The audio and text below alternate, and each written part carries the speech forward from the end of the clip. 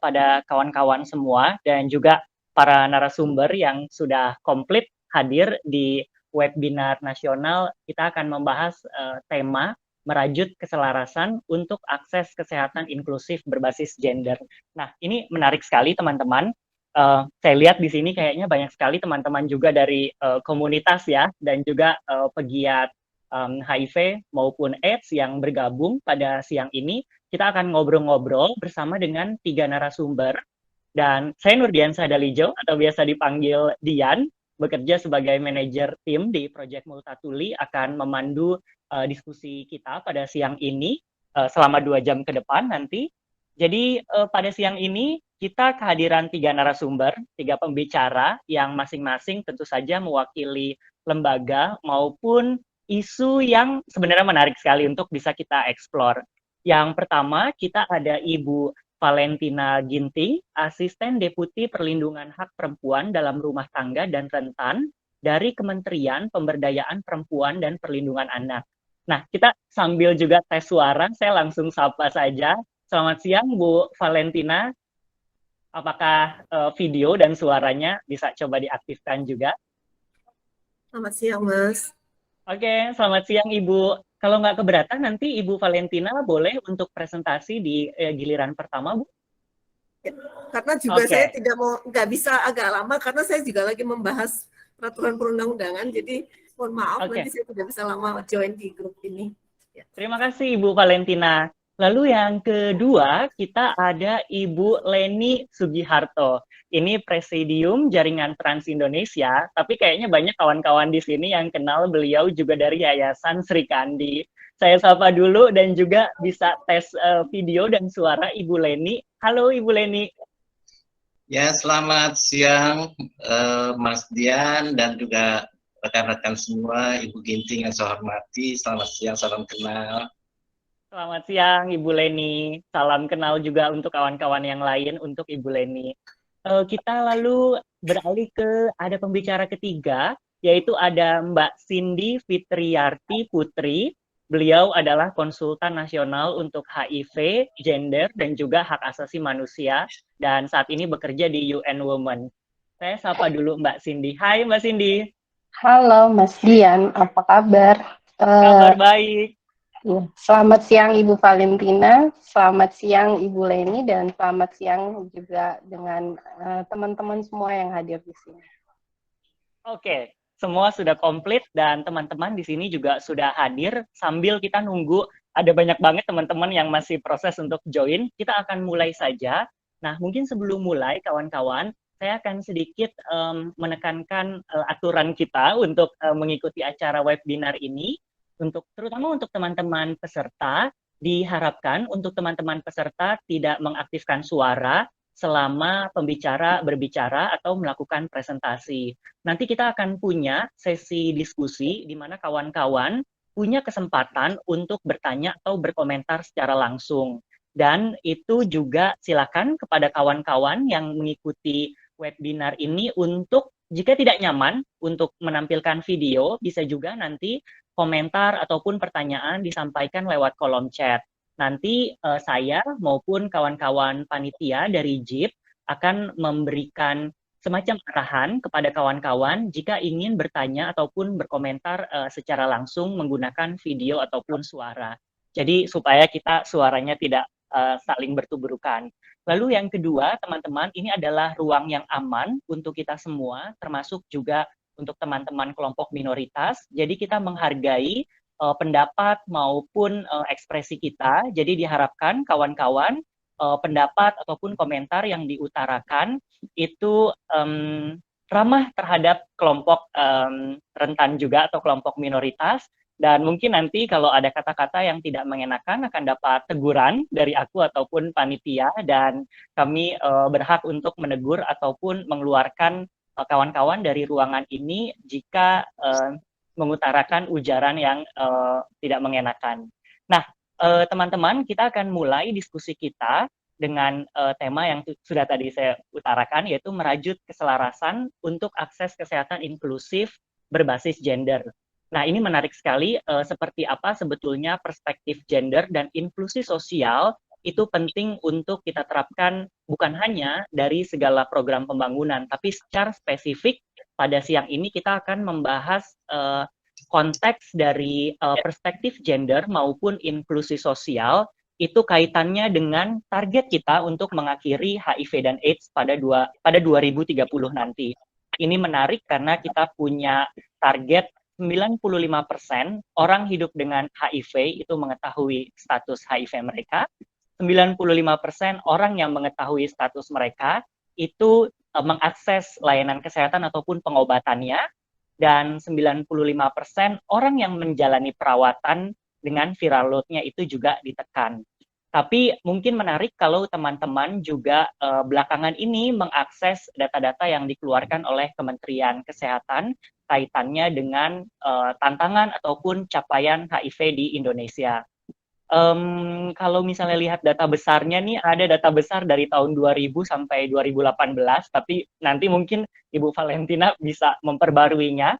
Ada informasi bahwa infeksi HIV itu menurun sekitar 37%, dan kematiannya juga merosot bahkan sampai 45%. Ini mungkin capaian yang terbesar ya sepanjang dekade ini, tapi juga menariknya ini di tahun 2019 itu ada kenaikan kasus HIV dan AIDS pada rentang 2005 sampai 2019.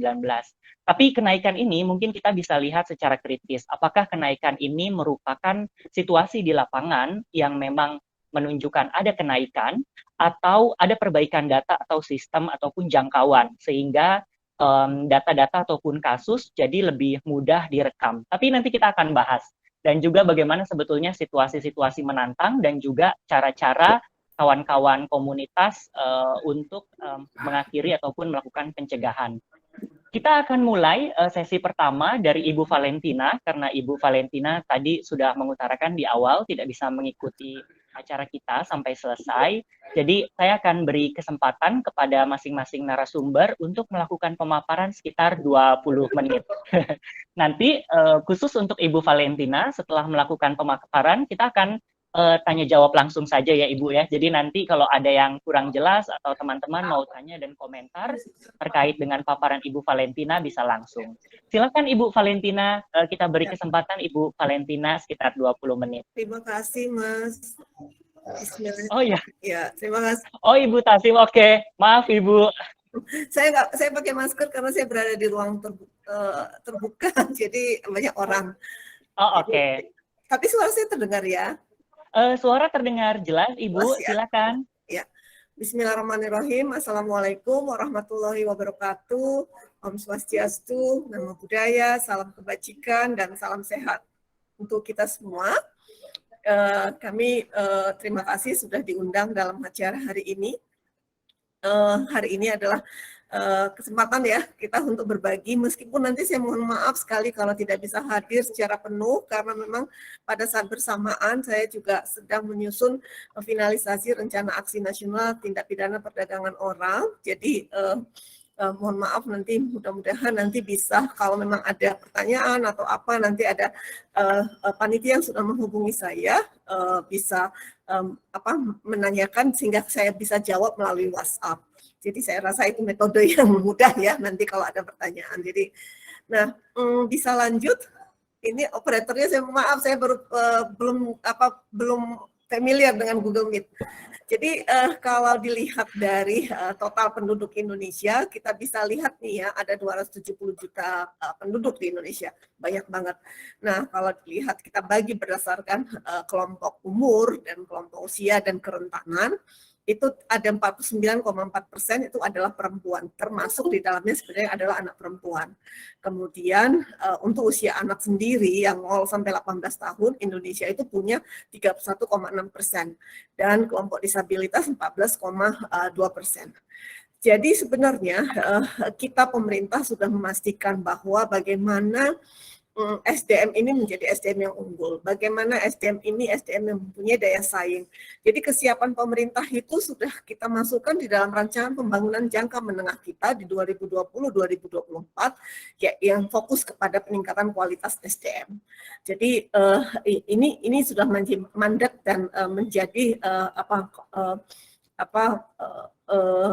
prioritas bagi Bapak Presiden selama masa jabatan beliau. Lanjut. Nah, kalau kita lihat dari angka, nah tadi karena kita fokus kepada masalah HIV, saya coba ambil data-data yang terkait dengan HIV. Nah, secara global sebenarnya yang distribusi penderita HIV baru berdasarkan populasi berisiko secara global ini data tahun 2018 ya.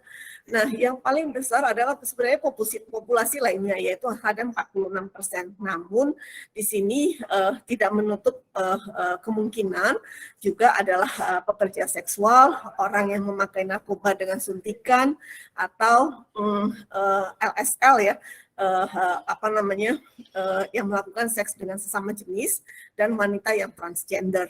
Jadi kita ngambil ini dari data United Nations Program on HIV AIDS di tahun 2019.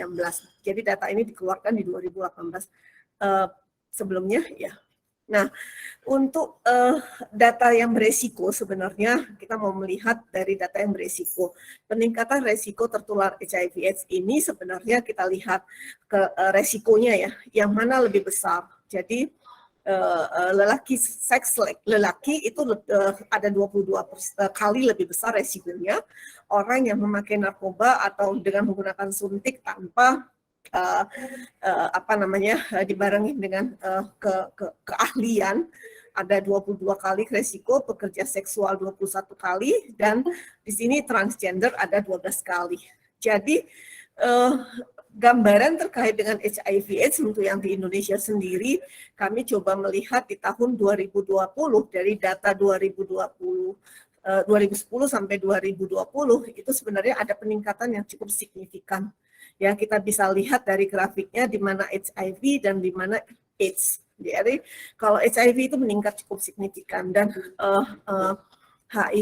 AIDS juga seperti itu. Nah, presentasi HIV dan AIDS yang dilaporkan berdasarkan jenis kelamin, ini kami ambil data dari sistem informasi HIV/AIDS yang dikeluarkan oleh Ditjen P2P, Kementerian Kesehatan, bahwa penderita HIV paling tinggi itu adalah laki-laki atau 64,50%, dan perempuan ada 35,50%.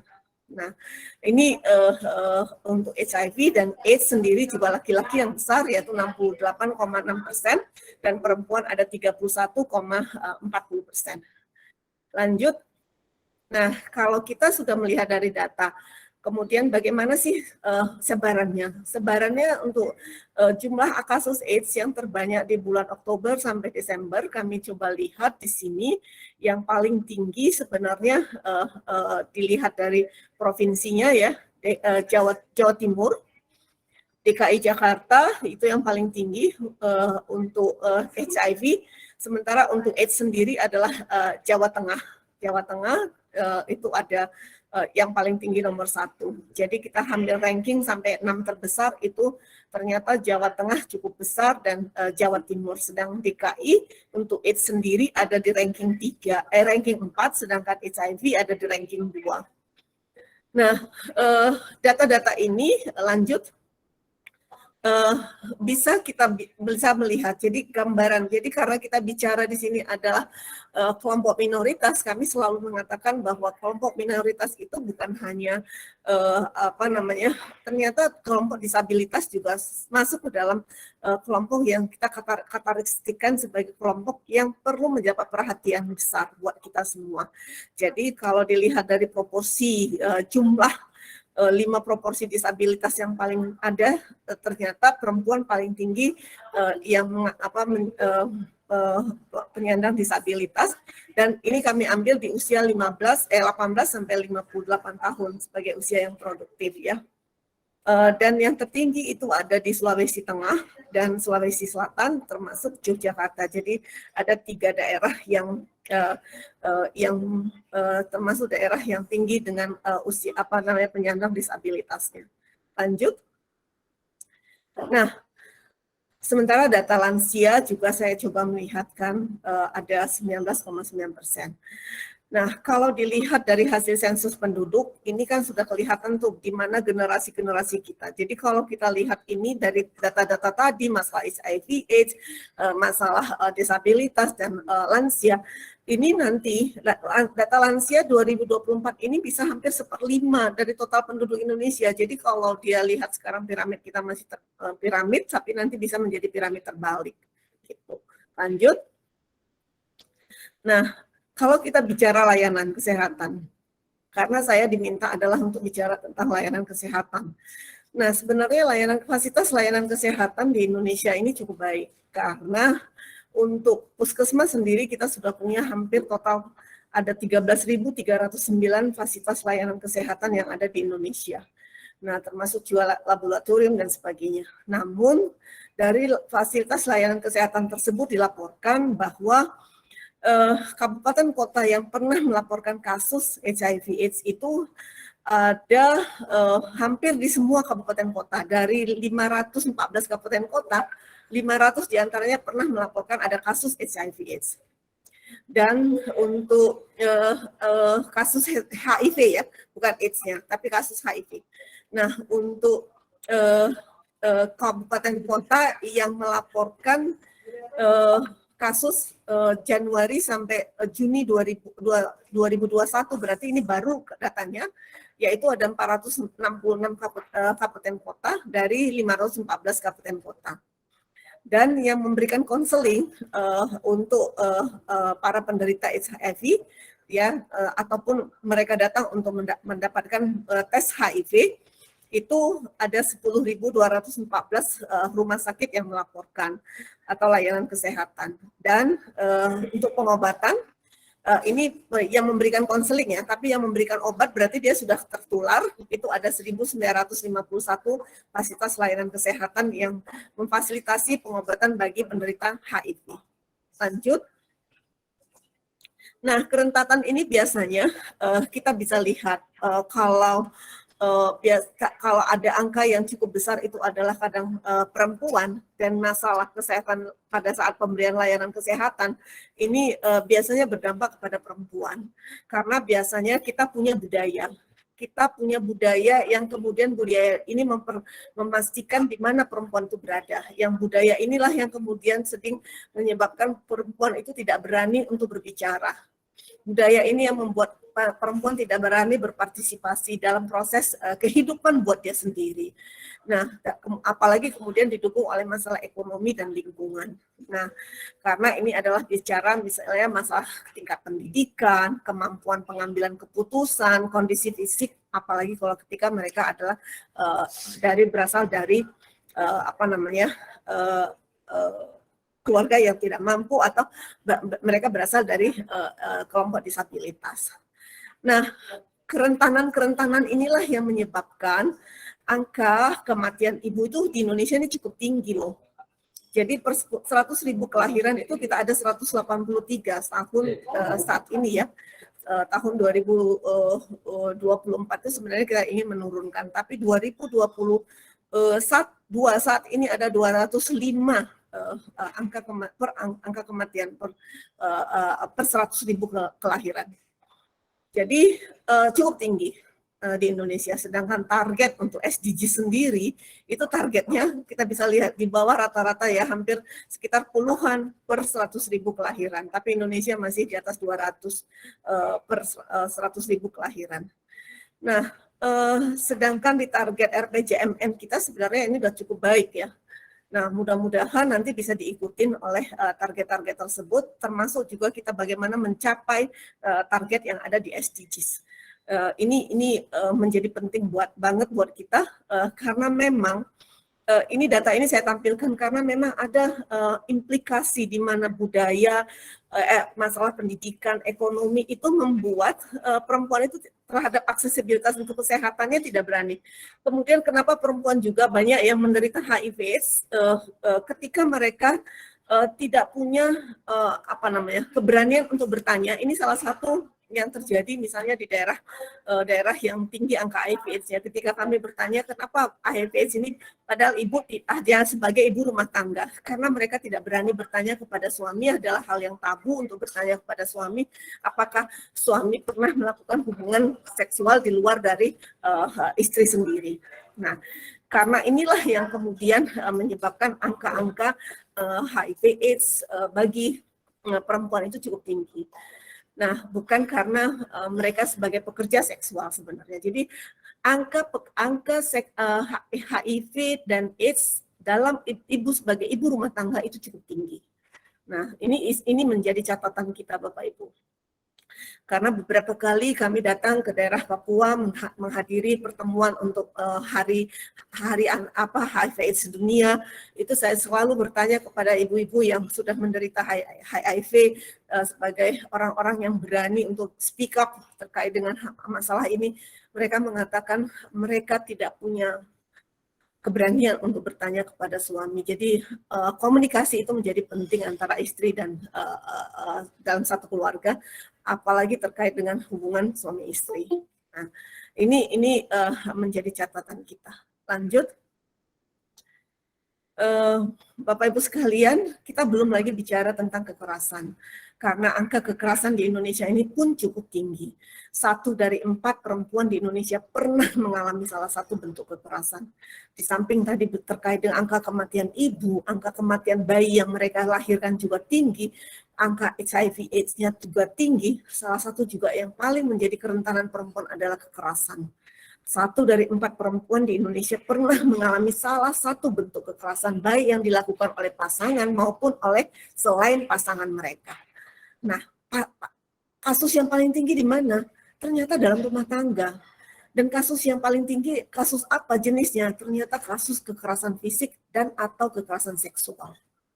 Nah, ini Bapak Ibu sekalian yang terjadi meskipun dari tahun 2016 tahun ke 2021 kami melakukan survei ada penurunan sekitar 7,3%, tapi penurunan ini kami tidak terlalu signifikan memberikan pengaruh kepada tingginya angka kekerasan terhadap perempuan.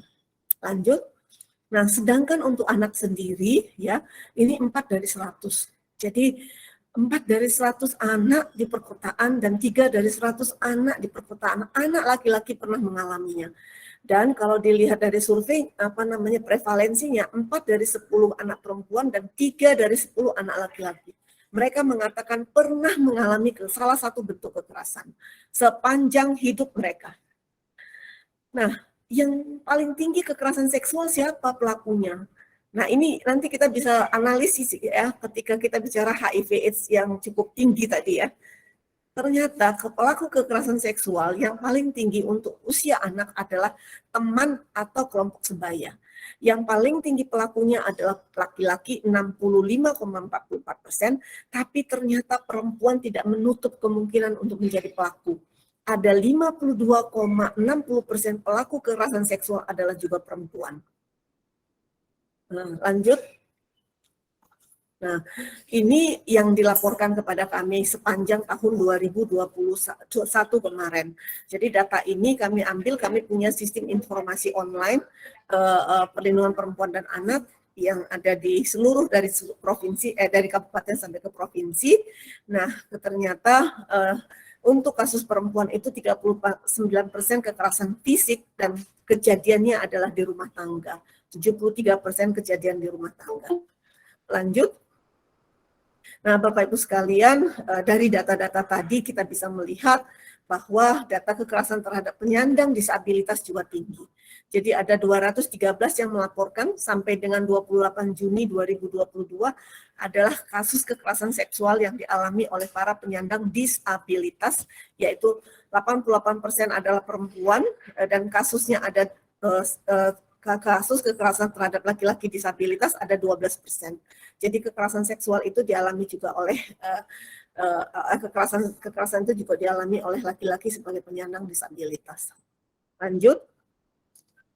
Nah, ini adalah catatan-catatan yang kami ambil dari catatan tahunan Komnas Perempuan, kasus tertinggi yang berada di DKI dan NTT, dan 42% diantaranya adalah kasus kekerasan seksual yang dialami oleh para penyandang disabilitas, dan didominasi adalah pemerkosaan. Nah, disabilitas intelektual adalah kelompok yang paling rentan dengan jumlah kasus 51 orang. Dari 42% tersebut adalah disabilitas intelektual, karena mereka tidak bisa bicara, karena mereka tidak bisa tahu apa yang dilakukan kepada dirinya, dan tidak tahu bagaimana untuk mengungkapkan perasaan mereka. Inilah yang dimanfaatkan oleh para predator. Lanjut. Nah, Bapak Ibu sekalian, sebenarnya Kementerian PPPA sudah punya, termasuk Indonesia, mulai dari Indonesia kita sudah punya komitmen, kita sudah punya CEDAW, kita sudah punya Beijing Platform for Action. CEDAW ini sudah kita ratifikasi, kita juga sudah punya landasan hukum, dan landasan hukum ini kemudian diperkuat lagi dengan Undang-Undang 12 tahun 2022 tentang tindak pidana kekerasan seksual. Nah, paling didominasi oleh korban perempuan adalah kekerasan KDRT, penelantaran, diskriminasi tempat kerja, TPPU, kekerasan dalam pacaran, melalui media online, dan sebagainya. Jadi kebijakan ini sebenarnya sudah baik, sudah banyak sekali, dan untuk di tingkat global kita juga sudah melaporkan. Setiap tahun, kemarin Oktober 2021 kita juga melaporkan kepada Komite CEDAW untuk memastikan bagaimana proses tidak adanya diskriminasi, bagaimana komitmen pemerintah Indonesia untuk menurunkan angka diskriminasi terhadap perempuan. Lanjut. Nah, Presiden dalam hal ini juga punya komitmen yang cukup tinggi, karena di dalam rapat terbatas Presiden juga memastikan bahwa karena tingginya angka kekerasan terhadap perempuan, makanya Bapak Presiden sangat mendorong untuk segera diterbitkannya Undang-Undang TPKS. Apresiasi kita kepada Bapak Presiden karena itu sudah lama sekali Undang-Undang TPKS ditunggu banyak pihak. Alhamdulillah itu bisa dikeluarkan, dan ini menjadi isu prioritas Kementerian PPPA adalah menurunkan angka kekerasan terhadap perempuan.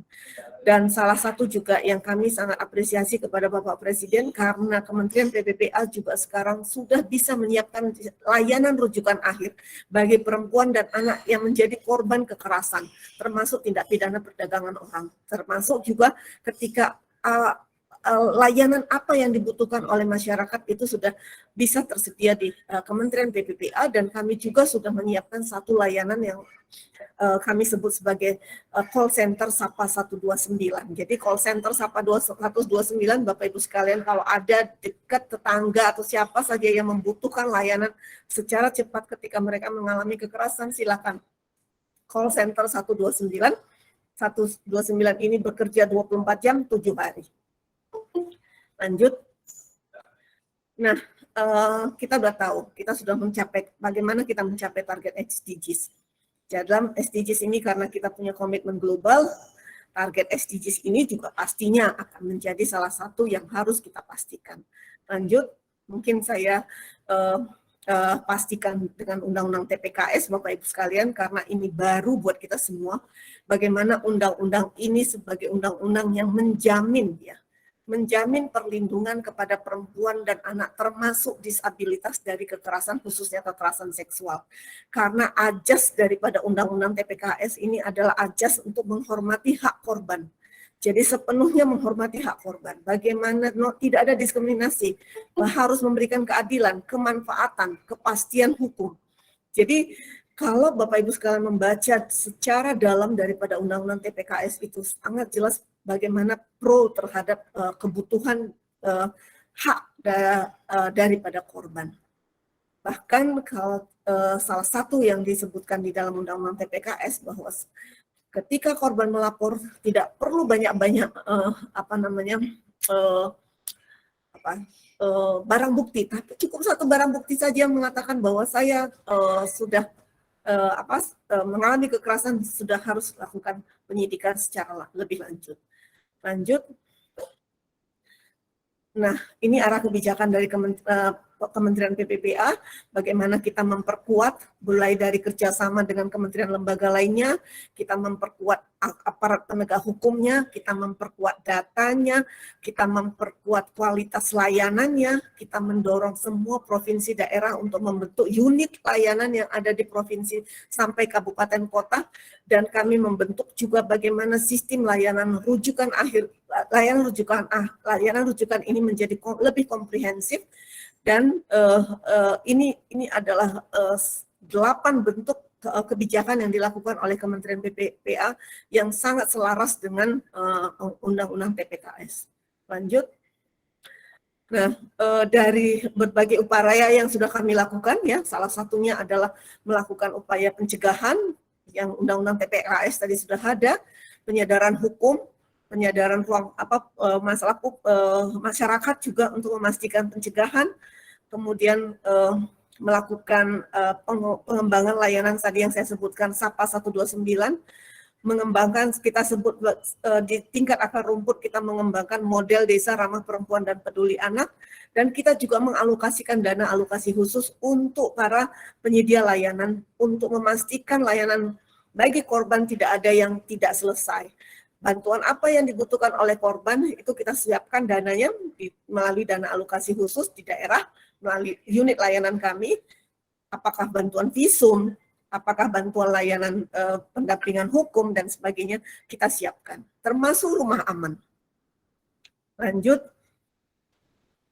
Nah, capaian layanan kesehatan inklusi yang sebenarnya yang sudah kami lakukan beberapa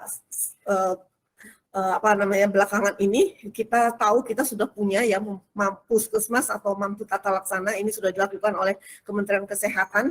Jadi saat ini sudah ada 466 rumah sakit dan 233 PPT, dan di 289 kabupaten kota yang sudah mampu memberikan layanan pagi perlindungan perempuan dan anak dari korban kekerasan. Kita juga melakukan kampanye bersama untuk peringatan hari besar seperti HIV/AIDS. Sesuai dengan tugas fungsi kita adalah memastikan kebijakan itu, melakukan koordinasi, dan memberikan pemahaman. Dan kemudian kita juga sudah memasukkan bersama dengan Kementerian Kesehatan anggaran-anggaran perencanaan penganggaran yang responsif gender terhadap isu HIV dan AIDS.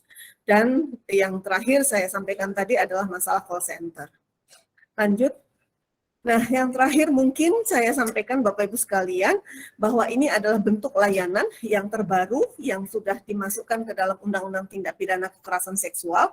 Jadi tidak ada lagi kita mengatakan bahwa layanan itu tidak dapat diterima oleh para pelaku, para korban, tapi layanan itu sudah bisa sebagai layanan one-stop services yang dilakukan di unit layanan kita.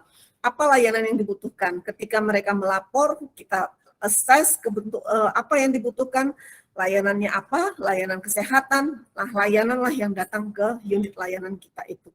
Jadi pasien atau korban tidak perlu lagi warawiri ke rumah sakit, kemana-mana, tapi layanan itu ada di satu pintu yang kita sebut sebagai UPTD. Termasuk juga memastikan bagaimana mereka di dalam proses untuk pemenuhan hak korban, dan proses reintegrasi atau mengempower pemberdayaan dari mereka sendiri. Nah, ini mungkin beberapa hal yang bisa saya sampaikan Bapak Ibu sekalian. Saya terima kasih sudah diundang pada pertemuan hari ini, dan mudah-mudahan nanti kita bisa tanya jawab, tapi saya mohon maaf kalau nanti tanya jawabnya melalui WhatsApp agar saya nanti bisa menjawab lebih clear lagi ya, karena kalau saya hadir di sini dan saya mendengar yang lain, saya khawatir tidak konsentrasi. Terima kasih dan apresiasi saya kepada atas pertemuan ini. Terima kasih. Wassalamualaikum warahmatullahi wabarakatuh. Om Santi Santi Santi Om. Selamat siang dan salam sehat untuk kita semua. Waalaikumsalam. Terima kasih Ibu untuk pemaparannya, dan juga ini ada banyak sekali data yang sudah diutarakan dan juga berbagai kebijakan. Saya ingin tanyakan kepada kawan-kawan yang hadir pada webinar siang ini, apakah ada pertanyaan atau komentar yang ingin diutarakan khusus kepada KPPA sebelum Ibu pamit? Ya, silakan. Untuk materi saya ada tadi pertanyaan. Materi saya tadi saya sudah serahkan ke panitia, mungkin bisa di-share melalui room chat. Oke, kalau nggak ada Ibu, mungkin satu pertanyaan saja untuk Ibu, karena tadi sudah diutarakan ada banyak sekali sebetulnya kebijakan dan program mencakup unit layanan dan sistem layanan, bahkan anggaran yang responsif gender, tetapi situasi di lapangan kita tahu sangat menantang. Nah, pada siang ini kita ada juga kawan-kawan yang mewakili komunitas maupun perwakilan organisasi masyarakat sipil. Kira-kira Ibu, apa sinergi yang bisa dibangun dengan kawan-kawan di pemerintah maupun terutama di KPPA untuk bisa berkolaborasi lebih lanjut untuk mengatasi persoalan-persoalan ataupun membuat layanan kesehatan menjadi lebih inklusif. Ya, terima kasih Mas Nurdin. Jadi sebenarnya Mas Nurdin Syah ya. Jadi manggilnya Dian siapa? boleh, Bu. Ya. Dian saja. Siapa? Dian. Dian, ya, Dian. Jadi saya sangat senang sekali karena kami Kementerian PPPA tidak menutup kemungkinan untuk bisa bekerja dengan siapa saja, karena memang kita tidak bisa bekerja sendiri untuk menyelesaikan masalah kita sendiri. Jadi semua masalah itu harus diselesaikan bersama-sama. Itu prinsipnya Kementerian PPPA. Jadi kami dengan terbuka ketika ingin mengajak berdiskusi seperti hari ini ya, sebenarnya saya sangat senang sekali, tapi kemudian tiba-tiba saya harus mengikuti pekerjaan lain yang kemudian tidak bisa ditinggal. Nah, inilah yang kadang-kadang menghambat saya untuk bisa berdiskusi sebenarnya. Tapi kami tidak menutup kemungkinan, silahkan saya bisa di WhatsApp untuk bertanya lebih lanjut, dan kemudian apa hal-hal yang harus kami kerjakan sebagai pemerintah, kami dengan senang hati dan sangat terbuka untuk berdiskusi dalam hal ini. Terima kasih.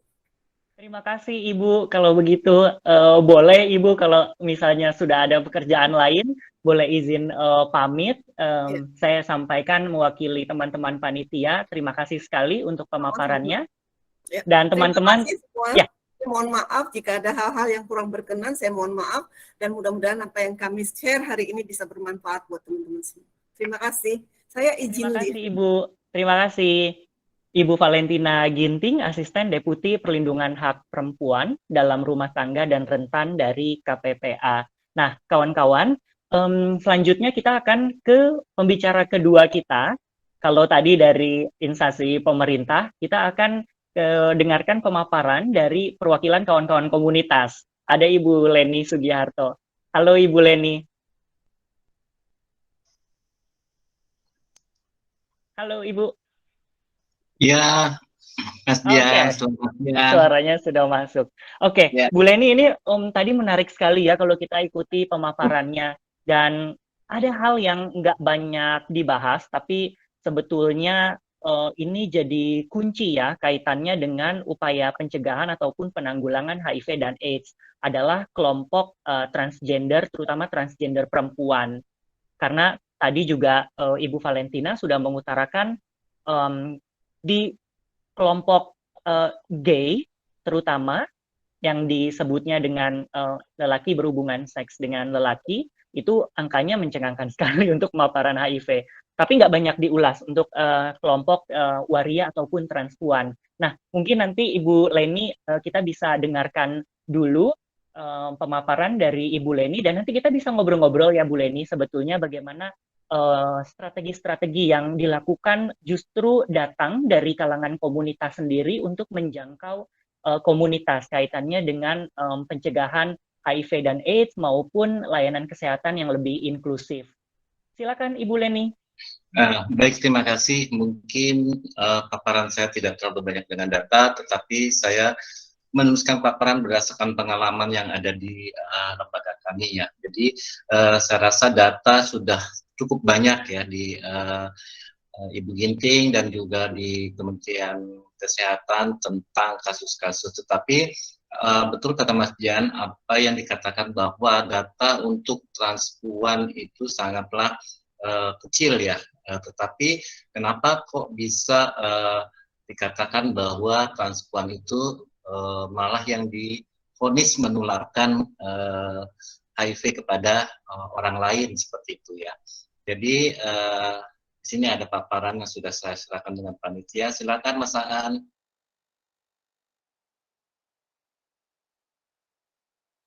Sudah muncul Ibu Leni paparannya di layar. Silakan Bu.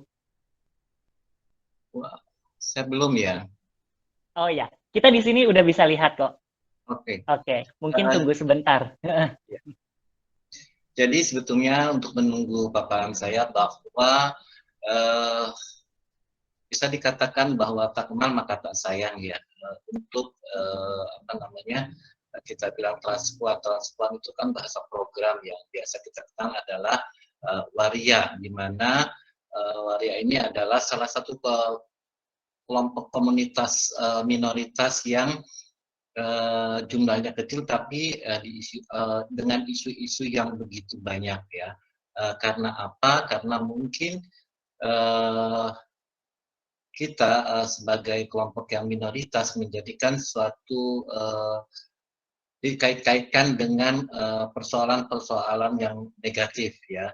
Tetapi kenapa? Karena pemahaman yang sangat kurang tentang terinformasinya. Apa itu transpuan, apa itu kelompok-kelompok minoritas lainnya, sehingga kurangnya pemahaman tentang sosok-sosok yang menjadikan timbulnya beberapa.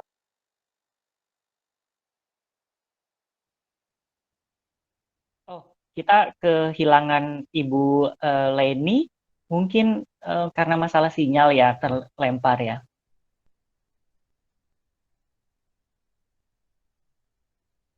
Oke, kita sambil nunggu Ibu Leni hadir kembali, sedang coba dijangkau oleh kawan-kawan. Nah, aku mengingatkan lagi kepada teman-teman yang mengikuti kegiatan kita siang ini untuk komentar ataupun pertanyaan, silakan bisa disampaikan di kolom chat. Jangan lupa teman-teman juga kita harapkan mengisi daftar hadir yang tautannya sudah dibagikan oleh kawan-kawan panitia juga di kolom chat. Jadi silakan bisa diisi kawan-kawan. Kita sambil tunggu Ibu Leni lagi untuk berbagi tentang tantangan komunitas trans di Indonesia, kaitannya dengan layanan kesehatan yang inklusif.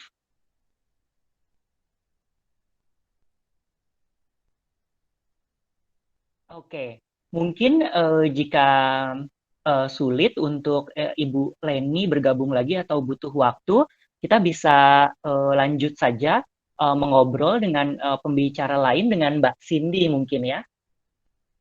Halo Mbak Cindy. Iya, halo. Gimana, Mas Iya, Dian? halo Mbak Cindy. Ini kayaknya Ibu Leni terlempar dan butuh waktu untuk bisa masuk kembali. Mungkin kita bisa ngobrol-ngobrol dan juga persilakan Mbak Cindy untuk presentasi lebih dulu kali ya Mbak. Boleh, boleh. Boleh, silakan Mas Dian.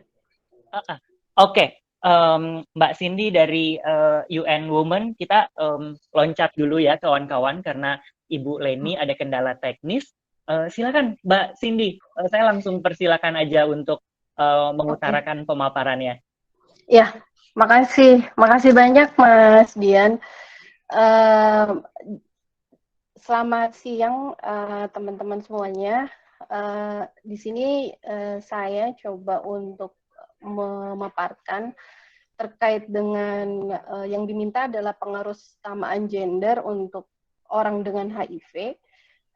Tapi di sini saya bicara tentang pengaruhsamaan gender dalam penanggulangan HIV. Karena di dalam penanggulangan HIV tidak hanya orang dengan HIV aja, tapi ada juga populasi kunci yang lainnya.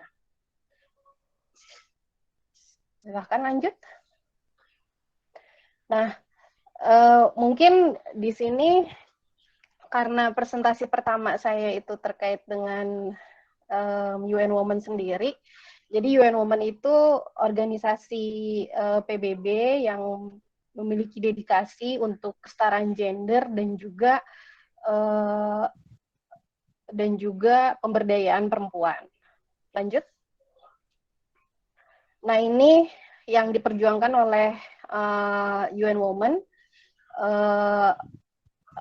terkait dengan leadership dan governance, pemberdayaan ekonomi untuk perempuan, mengakhiri kekerasan terhadap perempuan, dan isu-isu yang berkaitan dengan keamanan, security, dan yang berkaitan dengan kegiatan-kegiatan humanitarian, di mana Di dalam keempat hal ini tentunya kesetaraan gender dan juga pemberdayaan perempuan itu menjadi satu hal yang penting bagi UN Women. Lanjut. Nah, UN Women juga berfokus dengan penanggulangan HIV. Karena di tahun 2012 UN Women juga menjadi co-sponsor dari UNAIDS, dan ini menjadi salah satu langkah penting dalam penanggulangan HIV untuk memastikan bahwa kesetaraan gender itu menjadi satu inti aksi global dalam penanggulangan HIV. Lalu kemudian di dalam penanggulangan HIV itu sendiri terkait dengan 4 hal yang tadi disampaikan, kami bekerja untuk mempromosikan kepemimpinan, partisipasi perempuan yang hidup dengan HIV, terdampak dengan HIV, dan jaringan-jaringannya dalam proses-proses pengambilan keputusan utama di tingkat lokal, nasional, regional, global, bersama dengan badan-badan PBB yang lainnya. Dan UN Women juga merupakan co-convener dari Global Partnership for Action to Elimination All Forms of HIV-related stigma and discrimination bersama dengan beberapa mitra pembangunan yang lainnya juga. Di sini UN Women membawa kesetaraan gender dan perspektif hak asasi manusia di dalam kerja untuk penanggulangan HIV. Lanjut. Nah, kalau bicara soal ketidaksetaraan gender dalam penanggulangan HIV, sebenarnya tadi dari paparannya Ibu Valentina itu sudah banyak menjelaskan kenapa sih perempuan menjadi rentan terhadap HIV, lalu kemudian dari data-data juga sebenarnya sudah menunjukkan bahwa populasi kunci di penanggulangan HIV itu sangat rentan terinfeksi dengan HIV. Dan salah satu persoalannya itu adalah karena adanya ketidaksetaraan gender dalam penanggulangan HIV. Jadi di dalam kalau kita kita gali lebih lanjutnya lagi, sebenarnya ada ketidaksetaraan sosial, ekonomi, ras, gender, lingkungan sosial, lalu kemudian ada persoalan hukum yang menghambat di dalam penanggulangan HIV, dan juga kita banyak menghadapi pelanggaran hak asasi manusia di dalam respon penanggulangan HIV. Dan hal ini, situasi ini atau keadaan ini pada akhirnya memperlambat kemajuan dalam respon penanggulangan HIV dan juga seluruh bidang kesehatan dan pembangunan lainnya. Nah, kemudian di dalam penanggulangan HIV sendiri, ternyata masih banyak populasi kunci dan kelompok rentan lainnya, dan termasuk jutaan orang yang hidup dengan HIV itu tidak mengetahui status HIV mereka atau tidak memiliki akses ke pengobatan. Tadi di awal Mas Dian sempat bilang ada peningkatan infeksi nih HIV dari tahun ke tahun. Sebenarnya itu menunjukkan bahwa akses orang atau masyarakat atau komunitas itu untuk mengetahui atau melakukan testing HIV itu menjadi semakin tinggi. Berarti yang tidak mengetahui atau yang tidak terjangkau pada akhirnya terjangkau dan akhirnya melakukan tes HIV, sehingga itulah yang kemudian kita akhirnya dapat data bahwa jumlah orang yang hidup dengan HIV di Indonesia itu ternyata cukup tinggi, dan itu sebenarnya jadi sesuai dengan jumlah estimasi kita Indonesia saat ini, yang bahwa jumlah estimasinya itu sebenarnya ada sekitar 500 ribuan orang dengan HIV. Kalau misalnya berdasarkan data yang ada sekarang, sebenarnya masih banyak ternyata yang belum tahu, banyak orang yang masih belum tahu dia terinfeksi HIV, lalu kemudian ternyata masih banyak yang dari orang yang hidup dengan HIV belum mengakses pengobatannya juga. Dan masih banyak juga orang yang dengan HIV, dia sudah treatment, tapi viral load-nya juga masih sangat kecil sekali kalau misalnya dari data. Nah, dari situ aja kita sudah mengetahui bahwa akses baik itu kepada testing, pengobatan, lalu kemudian memaintain pengobatannya untuk mengetahui apakah pengobatannya itu berhasil atau tidak, itu masih sangat sedikit gitu. Dan persoalan itu muncul juga pertama karena ketidaktahuan, lalu ada persoalan di masyarakat, ada persoalan ketidaksetaraan gender. Nah, ketidaksetaraan gender ini kemudian menyebabkan stigma, diskriminasi, dan kriminalisasi terkait dengan HIV, lalu kemudian meningkatkan kerentanan orang untuk tertular dengan HIV, dan jadi membuat orang yang hidup dengan HIV malah lebih mungkin meninggal karena penyakit akibat AIDS-nya. Jadi di sini sebenarnya kesimpulannya adalah ketimpangan dalam akses infeksi HIV dan kematian terkait AIDS itu diakibatkan oleh ketidaksetaraan. Dan di sini adalah ketidaksetaraan gender yang menjadi salah satu persoalan. Lanjut. Nah, kemudian di tahun ini kaitannya mungkin kalau tadi itu adalah gambaran secara situasi gitu, situasi secara bahwa memang ada situasi stigma, diskriminasi, ketidaksetaraan di dalam respon penanggulangan HIV. Nah, di tahun 2018 UN Women bersama dengan PPH Atmajaya melakukan kajian gender dalam penanggulangan HIV di Indonesia.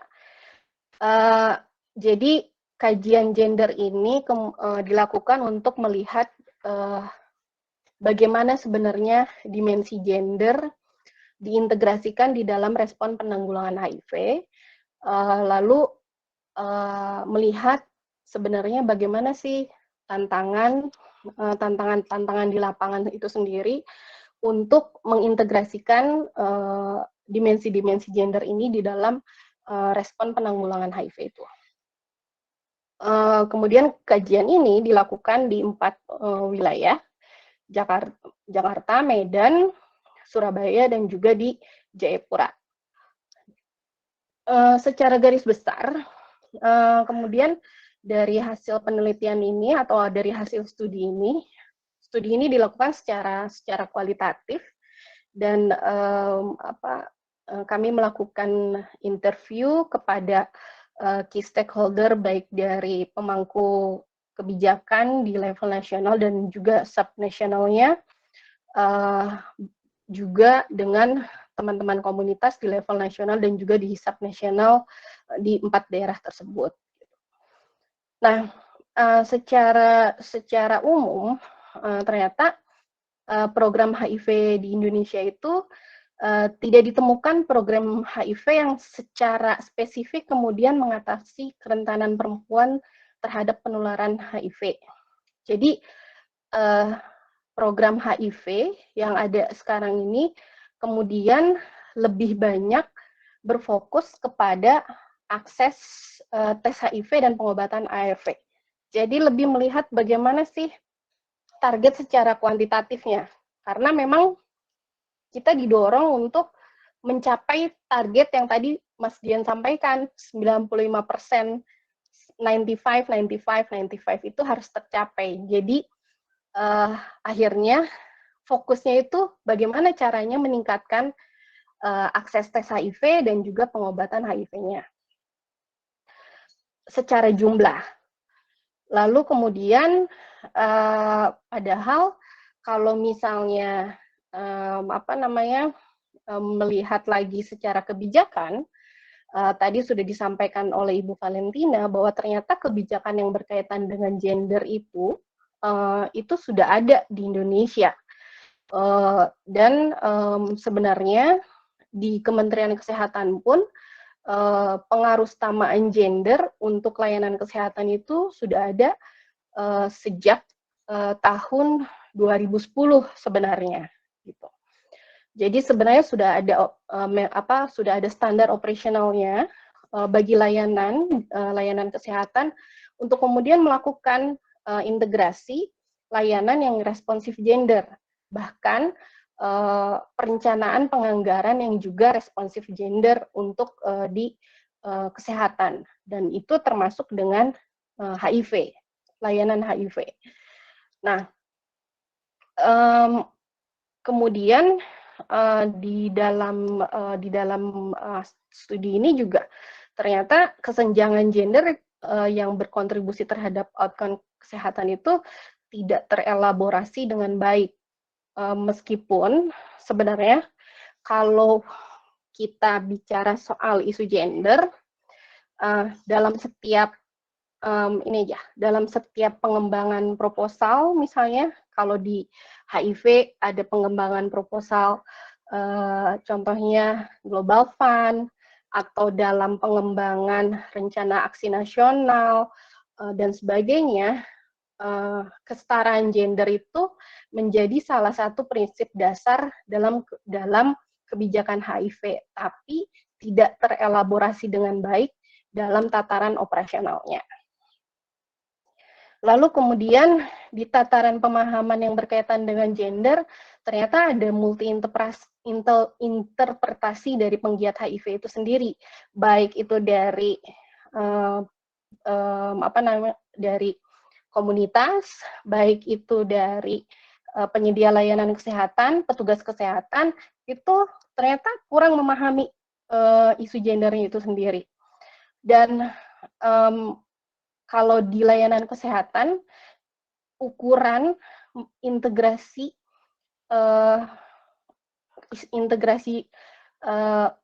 layanan yang responsif gender itu ada program HIV khusus perempuan. Padahal, dan ada keterlibatan perempuan dalam program HIV. Padahal kalau misalnya kita melihat lagi melihat lagi program penanggulangan HIV, tentunya ketika kita bicara gender, itu bukan hanya laki-laki dan perempuan saja. Jadi di sini isu gender itu dilihat hanya dari tereduksi menjadi sebatas pembedaan jenis kelamin saja, tapi tidak melihat bagaimana kemudian layanan harus diberikan sesuai dengan kebutuhan perempuan yang hidup dengan HIV, perempuan populasi kunci, dan perempuan transgender, dan populasi kunci lainnya lagi. Nah, kemudian karena persoalan ini akhirnya berdampak kepada perencanaan dan pengalokasian anggaran HIV yang sensitif gender. Jadi ternyata kalau misalnya kita menilik lagi anggaran-anggaran yang ada di program penanggulangan HIV, biasanya anggaran yang berkaitan dengan kegiatan-kegiatan yang berkaitan dengan isu gender itu sangat terbatas sekali. Pada akhirnya seperti itu. Lalu kemudian kebanyakan fokus program juga ditujukan khusus untuk kelompok populasi kunci yang justru akhirnya mempengaruhi pendekatan dalam respon HIV dan menyulitkan pengarusutamaan gender. Lalu layanan HIV diberikan sama untuk seluruh penerima manfaatnya tanpa melihat kebutuhan spesifik atau kesenjangan akses yang berkaitan dengan gender. Nah, karena persoalan pemahaman, persoalan konsep gender dalam pelayanan HIV, akhirnya hanya menjadi tereduksi sebatas jenis kelamin saja. Dari situ misalnya contohnya gini, bahwa isu gender itu terabaikan. Beban yang diberikan kepada semua ponci untuk mengajak tes HIV dan fokus pada distribusi kondom itu sama, tapi nggak memperhatikan sebenarnya ketika populasi kunci atau perempuan dengan HIV itu harus mengajak pasangannya untuk tes HIV, itu tidak memperhatikan ada proses negosiasi antar pasangannya. Padahal perempuan dengan HIV itu sendiri sudah sangat rentan, memiliki situasi yang kompleks, belum lagi ditambah dia harus menjelaskan dia positif HIV, misalnya pada pasangannya. Itu menjadi salah satu kesulitan. Lalu untuk remaja dan pekerja seks perempuan, kemampuan mengakses layanan kemudian dipengaruhi oleh atribut sosial yang melekat pada kelompok tersebut, sehingga akhirnya mereka enggan atau sulit untuk mengakses layanan HIV itu sendiri. Lalu kemampuan kunci atau populasi kunci dalam mengakses layanan terrefleksikan juga dalam akses, partisipasi, dan manfaat dari respon HIV yang lebih mengarah untuk meningkatkan akses layanan. Situasi ini sesuai dengan indikator keberhasilan layanan HIV yang baru berfokus pada cakupan layanan tanpa melihat sebenarnya sejauh mana sih pencapaian terhadap integrasi gender dan HIV itu sudah dilakukan. Jadi hanya melihat cakupan, tapi apakah analisis bahwa kesenjangan atau situasi atau ketidaksetaraan gender yang mempengaruhi cakupan itu direspon atau tidak? Nah, itu belum muncul. Nah, dari temuan studi itu akhirnya disimpulkan bahwa dalam respon HIV, isu gender itu baru terintegrasi dalam level struktur dan konten, tapi masih bermasalah dalam sisi pelaksanaan layanannya. Lanjut. Oke, Mbak Cindy, mudah-mudahan bisa 5 menit lagi ya. Iya. Oke. Nah, kalau bicara soal pengaruh kesamaan gender, ini saya ambil Global AIDS Strategy 2021 sama 2026. Ada banyak strategi. Lalu kemudian ada cross-cutting isunya. Salah satu cross-cutting isunya itu adalah bahwa stigma diskriminasi, hak asasi manusia, dan kesetaraan gender itu menjadi cross-cutting issue. Kenapa? Karena hambatan hak asasi manusia dan ketidaksetaraan gender yang memperlambat kemajuan dalam penanggulangan HIV dan meninggalkan populasi kunci dan populasi atau kelompok rentan yang lainnya tuh harus ditangani dan diatasi di semua bidang strategi. Jadi tidak ada itu strategi itu hanya berfokus pada satu aja untuk punya program untuk program mengadres ketidaksetaraan gender. Jadi isu kesetaraan gender ini harus ada di semua strategi di dalam program penanggulangan HIV. Lanjut.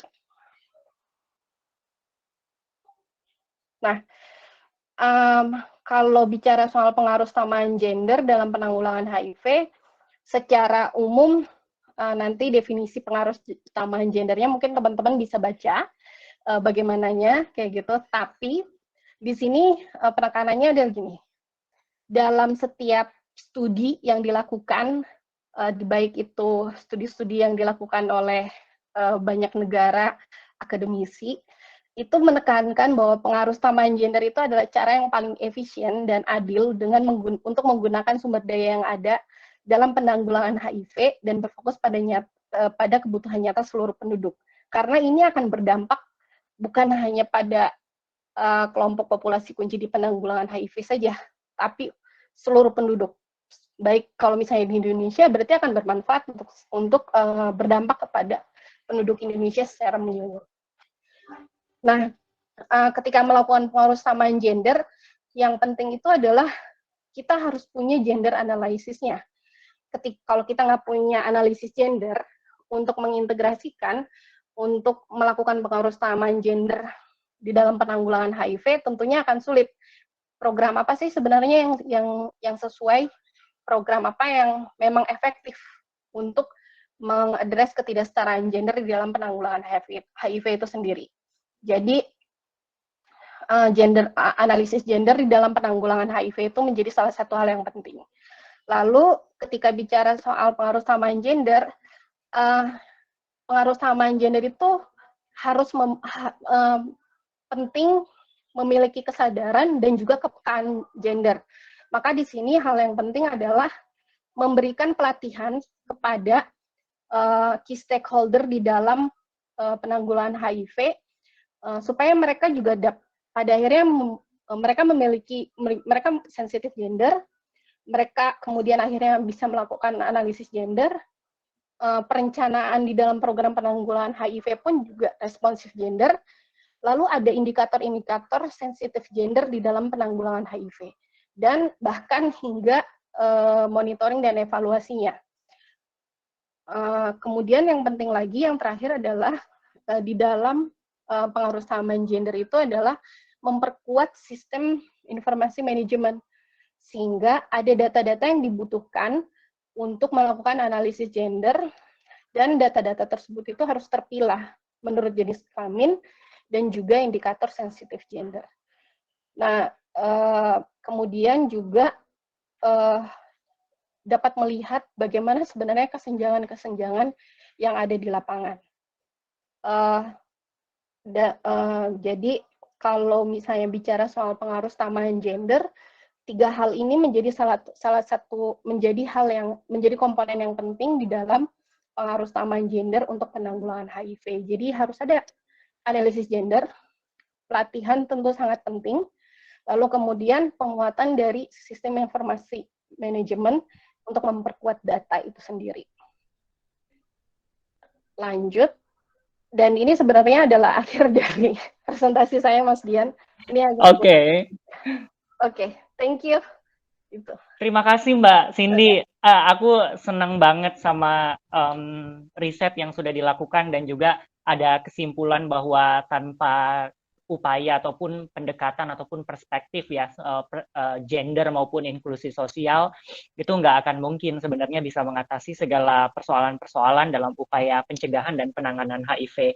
Nah, sebetulnya apa yang tadi dipaparkan Mbak Cindy itu mengkonfirmasi bahwa ada banyak sekali kebijakan maupun program yang sudah dirumuskan maupun dijalankan pemerintah, tapi sebetulnya nggak mengatasi akar dari tantangan-tantangan dari layanan kesehatan yang inklusif. Yang sebetulnya tadi Ibu Valentina sudah mengutarakan ya, soal masalah budaya, ekonomi, pendidikan, pemahaman, situasi kekerasan, dan juga kemampuan kondisi fisik.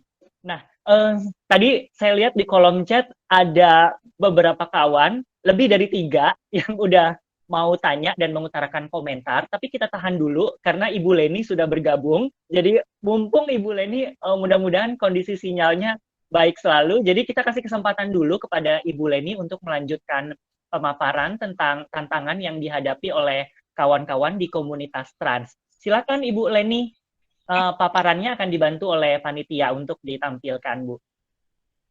Oke, baik Mas Dian, mohon maaf sebelumnya ya, ini memang kondisi seperti ini sinyalnya padahal saya lagi di kantor ini. Oke, terdengar ya Mas Dian ya? Halo. Terdengar Ibu, terdengar Bu Leni jelas. Ya, silakan. Ya, baik, sebelum paparan kita dipresentasikan, saya juga sebelumnya Assalamualaikum warahmatullahi wabarakatuh. Selamat siang pada teman-teman semua dan peserta webinar kali ini. Saya setuju sekali apa yang dikatakan oleh Ibu Ginting, Ibu Cindy, di mana bahwa pengaruh kesamaan gender itu perlu dilakukan, tetapi orang melihat bahwa gender itu dilihat dari identitas diri, jadi laki-laki dan perempuan, tetapi gender-gender lainnya di luar sana itu tidak terfasilitasi. Nah, ini juga penting juga untuk menjadi suatu bahan pemikiran kita ke depan agar supaya hal ini bisa menjadi pemikiran kita bersama.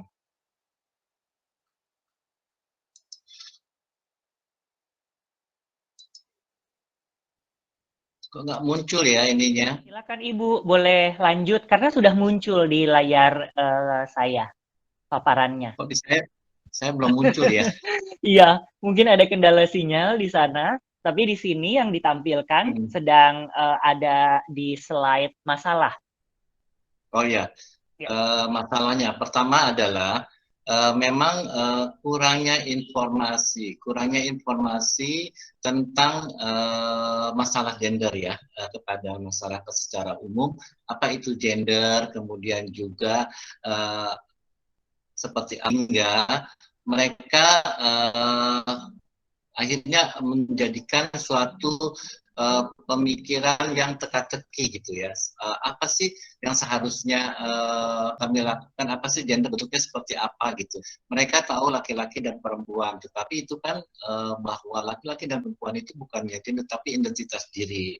Tetapi di luar sana ada gender-gender lain seperti transpuan, trans laki-laki gitu kan. Nah itu yang juga harus masyarakat tahu gitu loh, sehingga inklusivitas di akses layanan di dalam akses layanan itu bisa mereka akses layanan bisa terpenuhi untuk komunitas-komunitas tersebut. Kemudian adanya masalah adanya stigma diskriminasi. Pertama adalah dari ruang kecil saja pun komunitas-komunitas ini sudah pernah mendapatkan perlakuan yang berbeda, terutama dari keluarga, sehingga mereka menjadikan ada sifat mereka tidak mau terkukung ya dari perlakuan-perlakuan perbedaan tersebut ya. Akhirnya tidak adanya support yang belum terbangun di dalam keluarga, masyarakat, sehingga dan juga kebijakan, sehingga mereka menjadikan suatu alat ya, atau mungkin alasan ataupun apapun bisa dikatakan itu untuk bisa keluar dari kungkungan tersebut ya. Akhirnya mereka tanpa dibekali dengan pendidikan yang formal yang cukup, keahlian yang cukup, sehingga mereka mempunyai nekat untuk bisa lari dari kungkungan tersebut. Hidup di Jakarta, kemudian hidup dengan biaya hidup yang cukup besar, tidak di Jakarta saja, di kota-kota besar yang hidup dengan harus mempunyai biaya untuk kehidupan sehari-harinya. Akhirnya mereka bekerja seadanya sesuai dengan kebutuhannya dia. Kemudian next.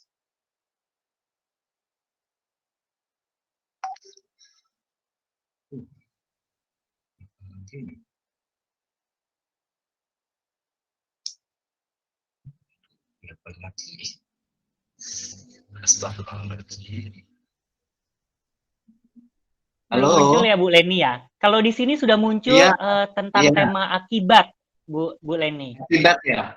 Ya. Iya. Akibatnya transpuan itu merasa mempunyai tertekan ya jiwanya, sehingga pemberontakan, kemudian akhirnya kurang percaya diri, rendahnya pendidikan juga, terus akhirnya timbul sifat egois dan emosional. Terus rendahnya, dia merasa dirinya itu tidak dihargai oleh sekitar lingkungan masyarakat dan juga orang-orang yang dekat dengan mereka. Next.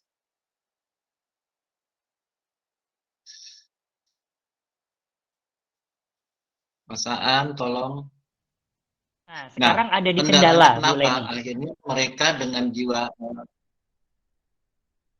Allah. Akhirnya, aduh, astagfirullahaladzim. Apa sih ini?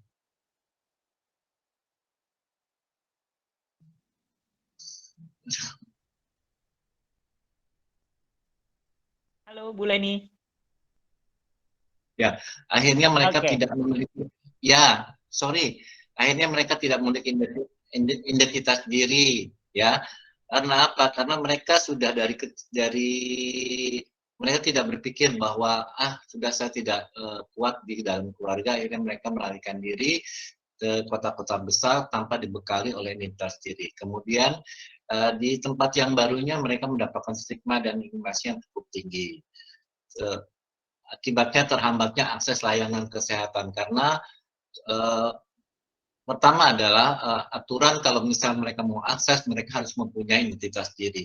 Kemudian belum adanya ruang nyaman, karena dengan tidak adanya ruang nyaman ini, mereka akhirnya tidak dapat dikoordinir dengan baik ya.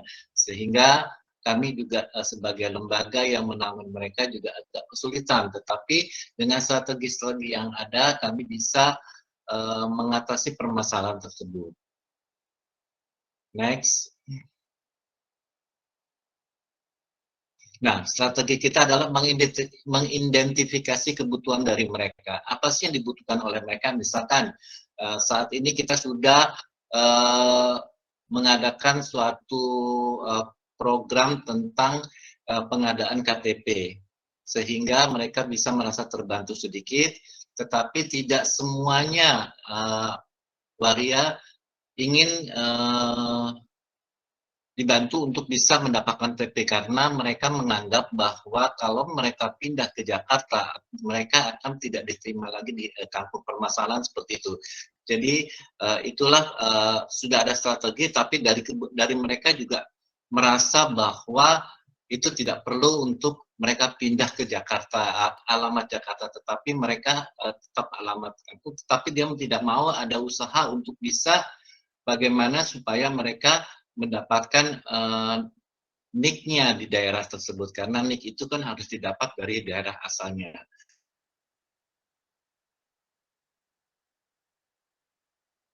Kemudian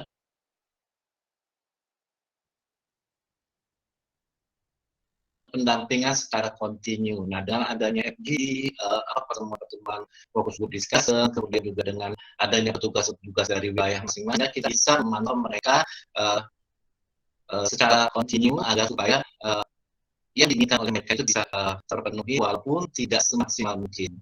Jadi itu saja, mungkin nanti dalam diskusi kita bisa lebih fokus ya, lebih banyak ya teman-teman untuk bertanya, sehingga ini adalah untuk menambahkan apa yang sudah disampaikan oleh Ibu Ginting dan Mbak Cindy seperti itu. Terima kasih. Terima kasih Bu Leni, menarik banget. Aku banyak banget yang rasanya mau ditanya ke Bu Leni kaitannya dengan tantangan ataupun strategi yang dilakukan oleh kawan-kawan komunitas. Ya, tapi kita buka sesi diskusi dan tanya jawab.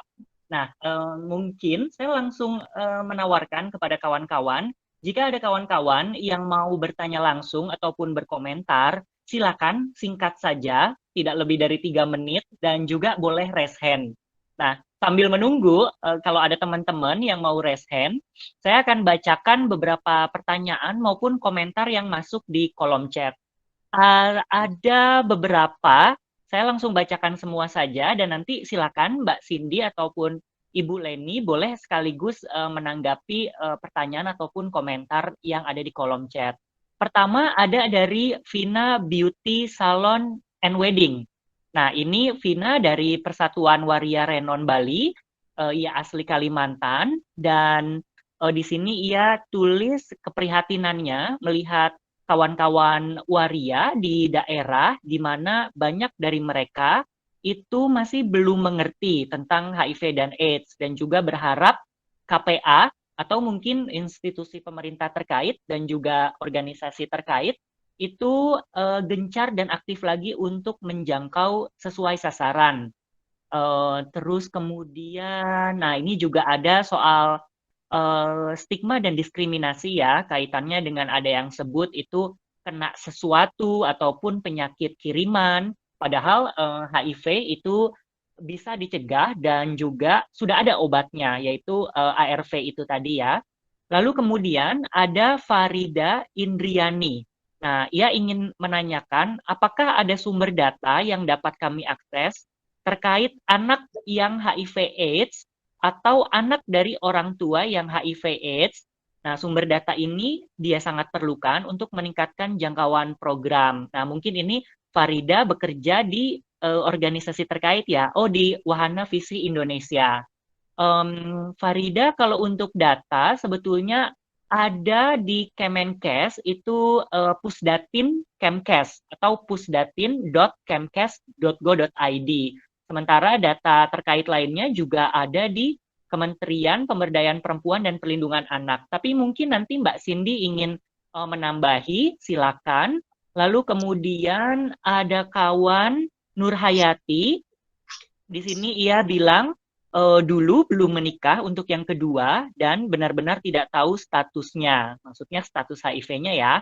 Dan dengan ketidaktahuan status ini mengakibatkan kekerasan psikis di dalam keluarga karena suami saya sering mengungkit status saya. Nah, ini menarik sekali nih komentar dari Mbak Nur Hayati, mungkin nanti Mbak Cindy mau menanggapi. Lalu ada komentar baru lagi di sini yang masuk.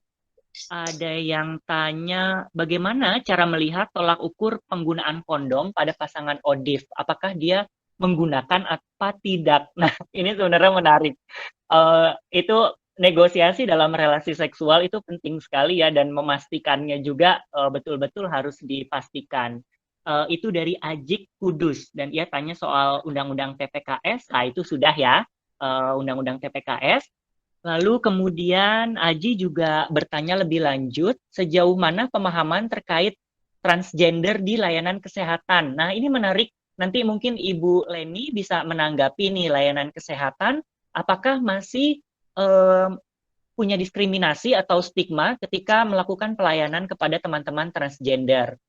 Lalu kemudian ada kawan dari Aksi Keadilan Indonesia yang bertanya, apakah data teman-teman trans yang menggunakan NAPSA? Nah, mungkin ada nggak ya datanya? Lalu itu dulu. Udah cukup banyak ya, teman-teman. Saya kasih kesempatan dulu mungkin kepada Mbak Cindy mau menanggapi, terutama kaitannya dengan kekerasan yang dialami oleh kawan kita ya, terkait dengan statusnya dan lain-lain.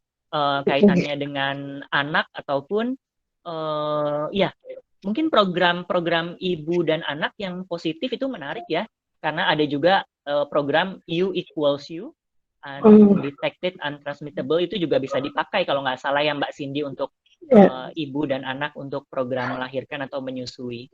Silakan Mbak Cindy. Iya, saya coba merespon, tapi mungkin ini juga mungkin ada beberapa yang mungkin saya juga nggak bisa jawab juga gitu ya. Kalau untuk yang dari Vina, sebenarnya ini juga menjadi salah satu persoalan bahwa inilah kemudian ada persoalan di masyarakat. Salah satunya adalah persoalan budaya ya di masyarakat. Ketika HIV itu dianggapnya sebagai penyakit kutukan. HIV itu kemudian bukan dianggap sebagai penyakit medis. Nah, ini kan sebenarnya ada persoalan di masyarakat yang memang harus direspon, dan tidak bisa direspon hanya sekedar dengan setiap daerah pasti akan punya persoalannya masing-masing gitu. Dan persoalan itu itulah yang kemudian akhirnya kenapa analisis gender, lalu kemudian persoalan inklusivitas di dalam penanggulangan HIV itu harus dilakukan untuk sebenarnya melihat akar persoalannya itu apa. Kalau misalnya kemudian akar persoalannya terkait dengan pemahaman masyarakat, lalu kemudian pendekatan apa di daerah tersebut yang menjadi yang kemudian dapat berhasil untuk memberikan pemahaman terkait dengan HIV misalnya, seperti itu. Jadi di sini bukan hanya persoalan mendorong harus tes, tapi ketika misalnya masyarakat di daerah tersebut tidak tahu HIV itu apa sendiri, ya tentu tes HIV juga nggak akan terjadi kalau misalnya masyarakat di daerah itu nggak tahu gitu. Misalnya contoh di Bali, ternyata pendekatan yang diperlukan itu dengan ketua adatnya gitu, supaya dapat edukasi, sosialisasi terkait dengan HIV ini lebih mengena ke masyarakat di pedesaan di Balinya, seperti itu. Atau misalnya di Papua, ternyata pendekatan yang paling ampuh misalnya salah satunya itu dengan pemuka-pemuka agamanya gitu. Jadi berbagai pendekatan yang sesuai itu diperlukan di dalam penanggulangan HIV-nya supaya dapat menjawab persoalan di lapangan itu sebenarnya apa. Lalu kalau misalnya terkait dengan data, tadi sebenarnya kalau data untuk anak dengan HIV di setiap laporan triwulan Kementerian Kesehatan itu selalu ada laporan anak dari umur berapa ya, saya lupa, pokoknya sampai di bawah 18 tahun itu tersedia di laporan triwulannya Kementerian Kesehatan. Nah, kalau untuk data-data anak dari keluarga yang hidup dengan HIV, mungkin Mbak Farida dari Wahana Visi Indonesia bisa bekerja sama misalnya dengan teman-teman IPI, dengan teman-teman JIP, lalu kemudian dengan teman-teman di penanggulangan HIV, organisasi penanggulangan HIV-nya untuk mendapatkan informasi anak yang dari keluarga yang hidup dengan HIV itu sendiri. Karena biasanya tentu kalau anak yang dari keluarga yang hidup dengan HIV tentu nggak akan mudah untuk membuka status HIV-nya, dan pendekatannya juga harus dengan peers-nya itu sendiri gitu. Kalau dari Mbak Nurhayati, dalam persoalan ketidaksetaraan gender antara laki-laki dan perempuan, ya persoalannya memang ada relasi kuasa yang kemudian tidak setara antara laki-laki dan perempuan. Makanya kemudian ketika laki-laki dan perempuan yang diketahui lebih dulu status HIV-nya, seringkali perempuanlah yang kemudian akhirnya disalahkan. Nah, disinilah kenapa kemudian isu atau persoalan ini tidak dapat dijawab hanya dengan sebuah program yang apa ya, karena ada persoalan kompleks, apalagi ini antara laki-laki dan perempuan di rumah tangga, dan itu adalah area private kan biasanya seperti itu. Bagaimana kemudian kemudian bisa mengintervensi antara pasangan suami istri. Nah, di dalam kalau di kami ketika violence against women itu salah satunya adalah ada pelibatan laki-laki untuk menghapus kekerasan pada perempuan. Nah, ini yang sebenarnya menjadi salah satu hal yang penting ketika laki-laki dilibatkan, mereka dilibatkan untuk menghapuskan kekerasan, diberikan pemahaman mengenai kekerasan terhadap perempuan, itu menjadi hal yang penting, karena sering-seringnya kalau misalnya bicara soal kekerasan terhadap perempuan, yang sering dikuatkan atau yang sering diberikan pelatihan itu kebanyakan rata-rata perempuannya. Tapi kita lupa bahwa ada laki-laki, maaf buat teman laki-laki di sini, yang ternyata adalah mereka adalah pelakunya, gitu. Nah, sebenarnya laki-laki itu bisa menjadi kunci untuk justru ketika mereka dilibatkan untuk memahami isu kekerasan terhadap perempuan, justru dapat menghapus kekerasan terhadap perempuan itu sendiri, gitu. Jadi mungkin kalau untuk Mbak Nurhayati sendiri, jika memang persoalan yang dihadapinya ini sudah mengakibatkan kekerasan fisik, ada baiknya justru berkonsultasi kepada jika bisa berkonsultasi kepada psikolog untuk mengatasi persoalan ini psikis ya, psikis bukan fisik ya. Jadi mungkin kalau saya anjurkan ada baiknya berkonsultasi dengan penyedia layanan kekerasan yang ada di daerahnya Mbak Nurhayati, karena ini satu situasi yang memang mau tidak mau harus Mbak Nurhayati hadapi, dan kemudian hanya Mbak Nurhayati sendiri yang dapat memutus situasi kekerasan. Oke. Yang lainnya ada lagi. Mungkin Lainnya akan dijawab kayaknya oleh Ibu Leni. Bu Leni mungkin dijawab, Bu. Iya. Aku mungkin sekedar nambahin aja untuk kawan tadi yang tanya kaitannya dengan data, itu di pusdatin.kemkes.go.id ada data kaitannya dengan anak. Nah, kalau misalnya di sini dilihat data yang terbaru, tadi ini Mbak Cindy aku tambahin, yang kategori ditulis adalah anak berusia kurang dari 15 tahun. Oh Nah, iya. dari 1,5 juta yang meninggal akibat AIDS, itu ternyata ada 190.000 anak. Jumlahnya sangat tinggi, lumayan. Nah, Iya. lalu kemudian kayaknya untuk kekerasan, itu penting banget nih untuk dicoba. Tadi Ibu Valentina udah sebenarnya kasih gongnya. Jangan lupa untuk silakan telepon ke call center untuk 129. Jika teman-teman kemudian mengalami tindak kekerasan ya dalam bentuk apapun, bisa 129 atau silakan ke unit layanan KPPA lainnya maupun ke kantor kepolisian terdekat. Oke, kita ke Ibu Leni untuk merespon komentar maupun pertanyaan. Oh, tapi ini sebelum ke Bu Leni ada Chandra di sini yang mengacungkan tangan. Kita mungkin bisa kasih kesempatan ke Chandra untuk singkat saja berbicara. Silakan.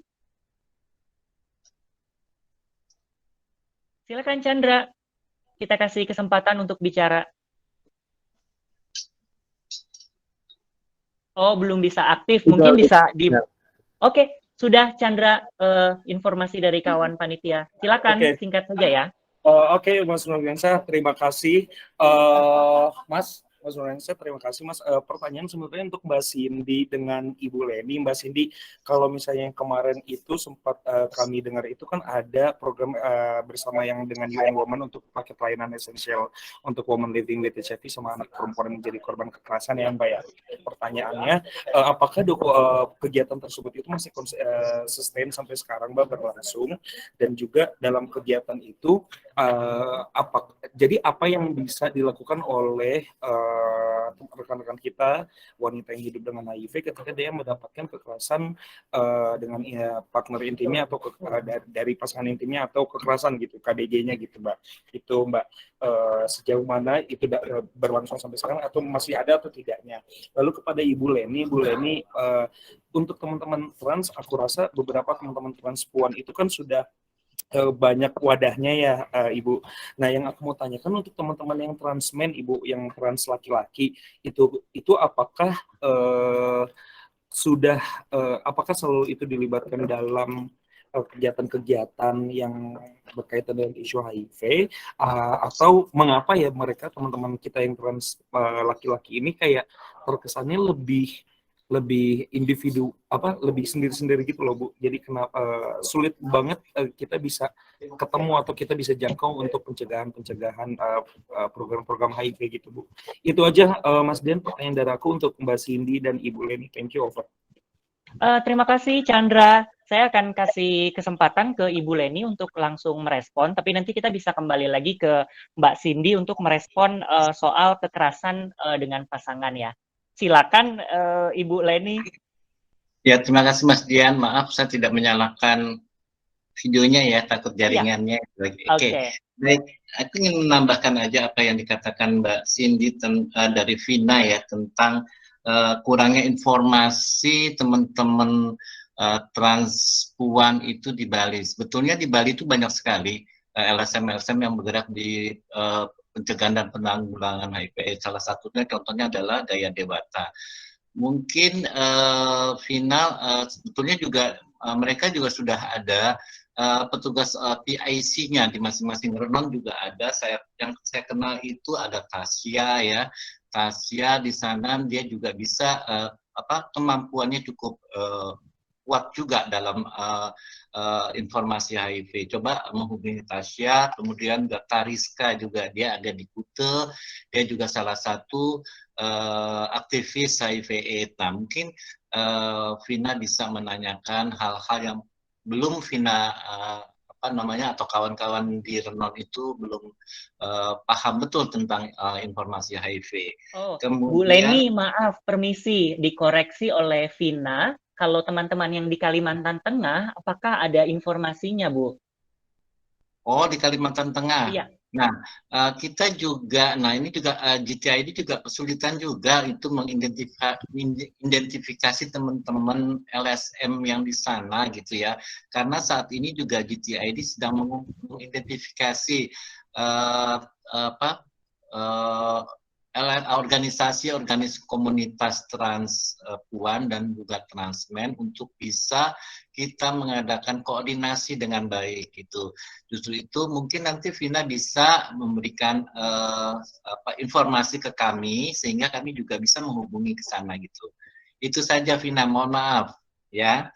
Kemudian tentang stigma. Nah, stigma ini kan sebetulnya tentang penularan HIV. Sebetulnya pemahaman itu ya, bahwa pemahaman tentang penularan itu sebetulnya kadang orang melihat itu dilihat dari perilaku seseorang, tidak melihat sebab musababnya penularan itu dari mana. Nah, itu yang kadang-kadang orang itu pemahaman yang kurangnya itu di situ gitu. Kan menular itu misalkan dia tertularan dengan dia bicara, kemudian dengan makan sama-sama bisa tertular. Nah, itu pemahaman itu kurang mereka kurang mendapatkan informasi tersebut. Sebetulnya kalau kita tidak berhubungan dengan orang tersebut yang sudah ODIP, kemudian pakai jarum bersama dengan kontak darah atau apa, ya itu mungkin itu yang belum mereka pahami seperti itu. Kemudian tentang transgender di layanan kesehatan dari siapa tuh, Mas Aji atau siapa ya? Nah, itu sebenarnya kalau di kota-kota besar stigma dan diskriminasi di layanan kesehatan cukup baik karena tim medisnya sudah dilatih oleh Kemenkes beberapa. Namun permasalahannya apa? Karena pergantian rotasi jabatan kemudian itu yang sangat ketat sehingga kadang-kadang orang yang sudah dilatih sudah pindah lagi ke tempat lain sehingga orang baru lagi di situ. Nah, itu yang membuat stigma dan diskriminasi itu tidak akan pernah reda, itu seperti itu. Nah, dan juga alhamdulillah kalau di kota besar ya sudah, tapi hampir seluruh provinsi saya rasa sudah ya. Cuman mungkin di daerah-daerah pelosok yang masih belum terjangkau oleh Kemenkes untuk bisa dilatih untuk proses program-program selanjutnya seperti itu. Kemudian tentang data trans yang nafsa itu kecil sekali, Mas. Jadi trans itu memakai nafsa itu hanya sebagai untuk gengsi gitu ya, oh takut ketinggalan zaman. Tetapi kalau untuk secara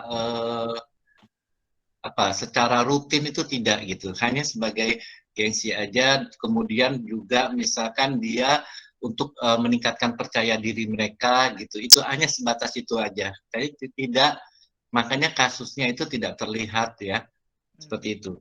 Kemudian dari Mas Chandra itu tentang trans laki-laki ya.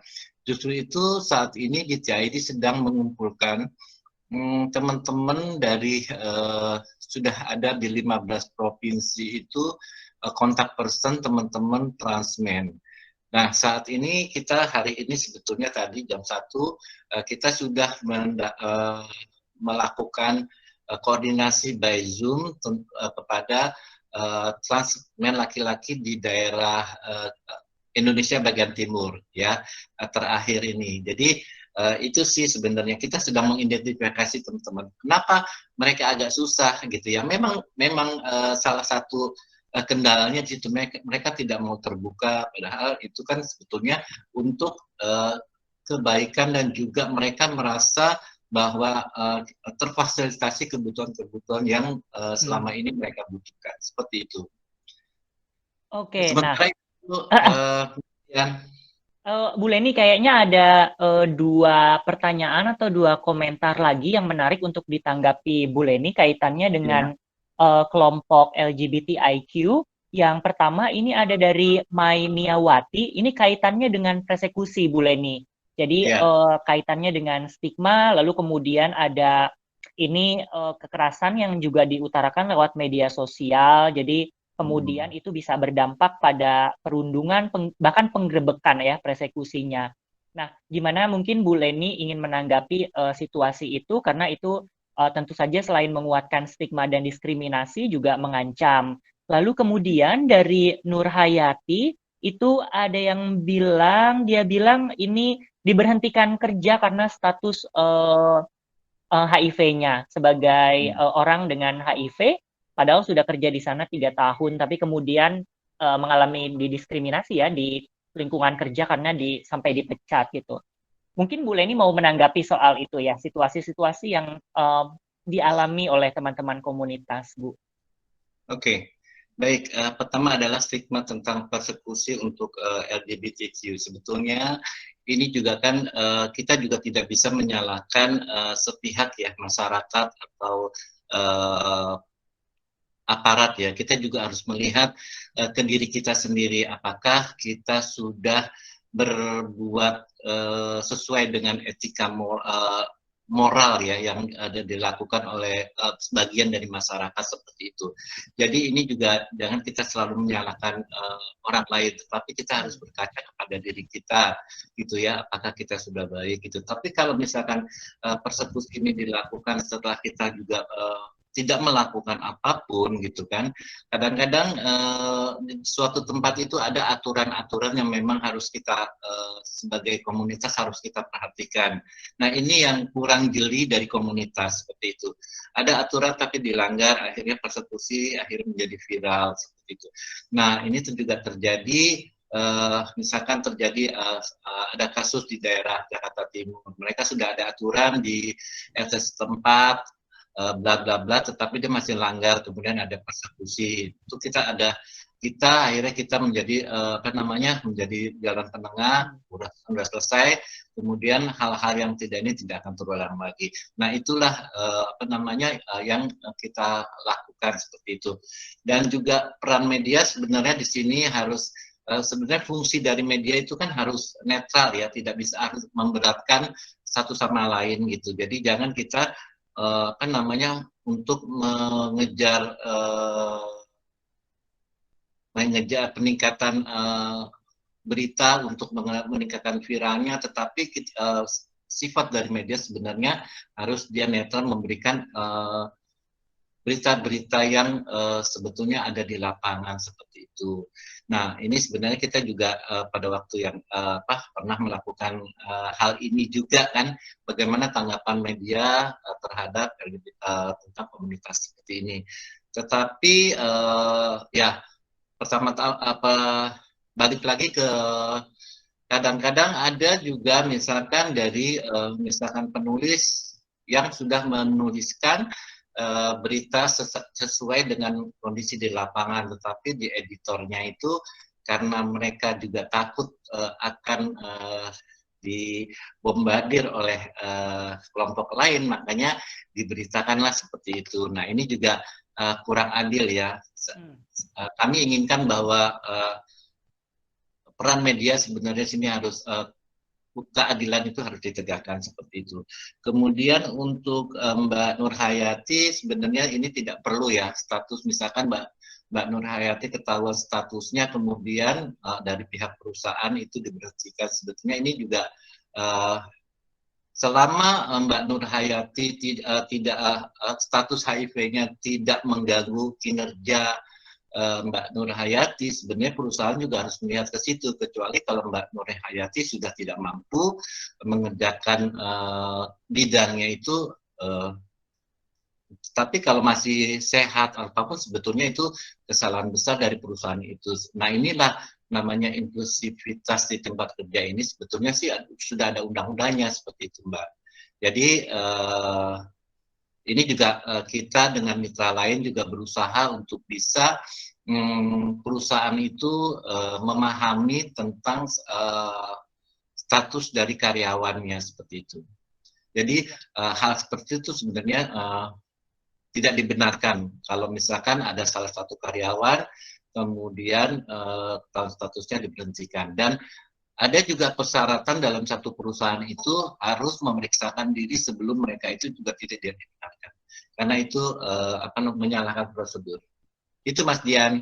Terima kasih Bu Leni. Nah, kita juga sangat menyarankan untuk kawan-kawan komunitas, maksudnya komunitas LGBTIQ di sini, akan sangat baik kalau terhubung dengan organisasi-organisasi queer atau organisasi LGBTIQ ataupun kelompok dukungan di tempat masing-masing. Sehingga kalau ada apa-apa, tentu saja kita memahami situasi yang sangat menantang saat ini akan sulit jika misalnya kita lapor kepada yang berwajib, katakanlah polisi ataupun petugas keamanan, kaitannya dengan nilai-nilai moral yang memang kadang-kadang masih mendiskriminasi dan memberikan stigma kepada teman-teman komunitas. Jadi ada baiknya untuk bisa terhubung karena kawan-kawan di organisasi-organisasi komunitas biasanya memiliki mekanisme aduan ataupun bahkan banyak yang sampai bisa memberikan pendampingan kepada teman-teman yang rentan mendapatkan kekerasan maupun persekusi.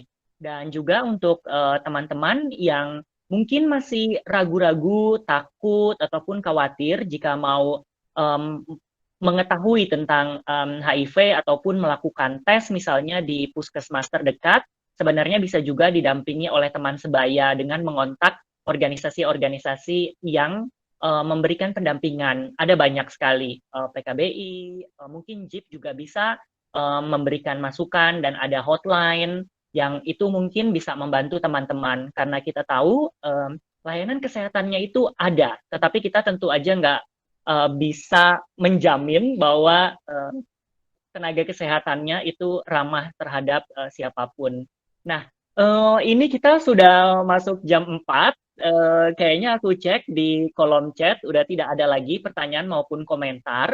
Sebelum kita menutup diskusi ataupun webinar kita siang ini, saya ingin kasih kesempatan untuk penutup kepada Mbak Cindy maupun Ibu Leni untuk menjawab mungkin 2 pertanyaan penutup, yaitu kolaborasi seperti apa yang diharapkan dari lintas sektor, baik itu pemerintah, organisasi masyarakat sipil, PBB, maupun organisasi berbasis komunitas, untuk mendorong layanan kesehatan yang berperspektif gender dan inklusi sosial. Dan yang kedua, mungkin apa harapan yang bisa kita dapatkan dari kerja-kerja kolaborasi tersebut, karena kita tahu kebijakan dan program sudah ada, fasilitas kesehatan sudah ada, tapi seperti yang tadi diutarakan Mbak Cindy dari hasil risetnya, ada banyak sekali tantangan di level operasional.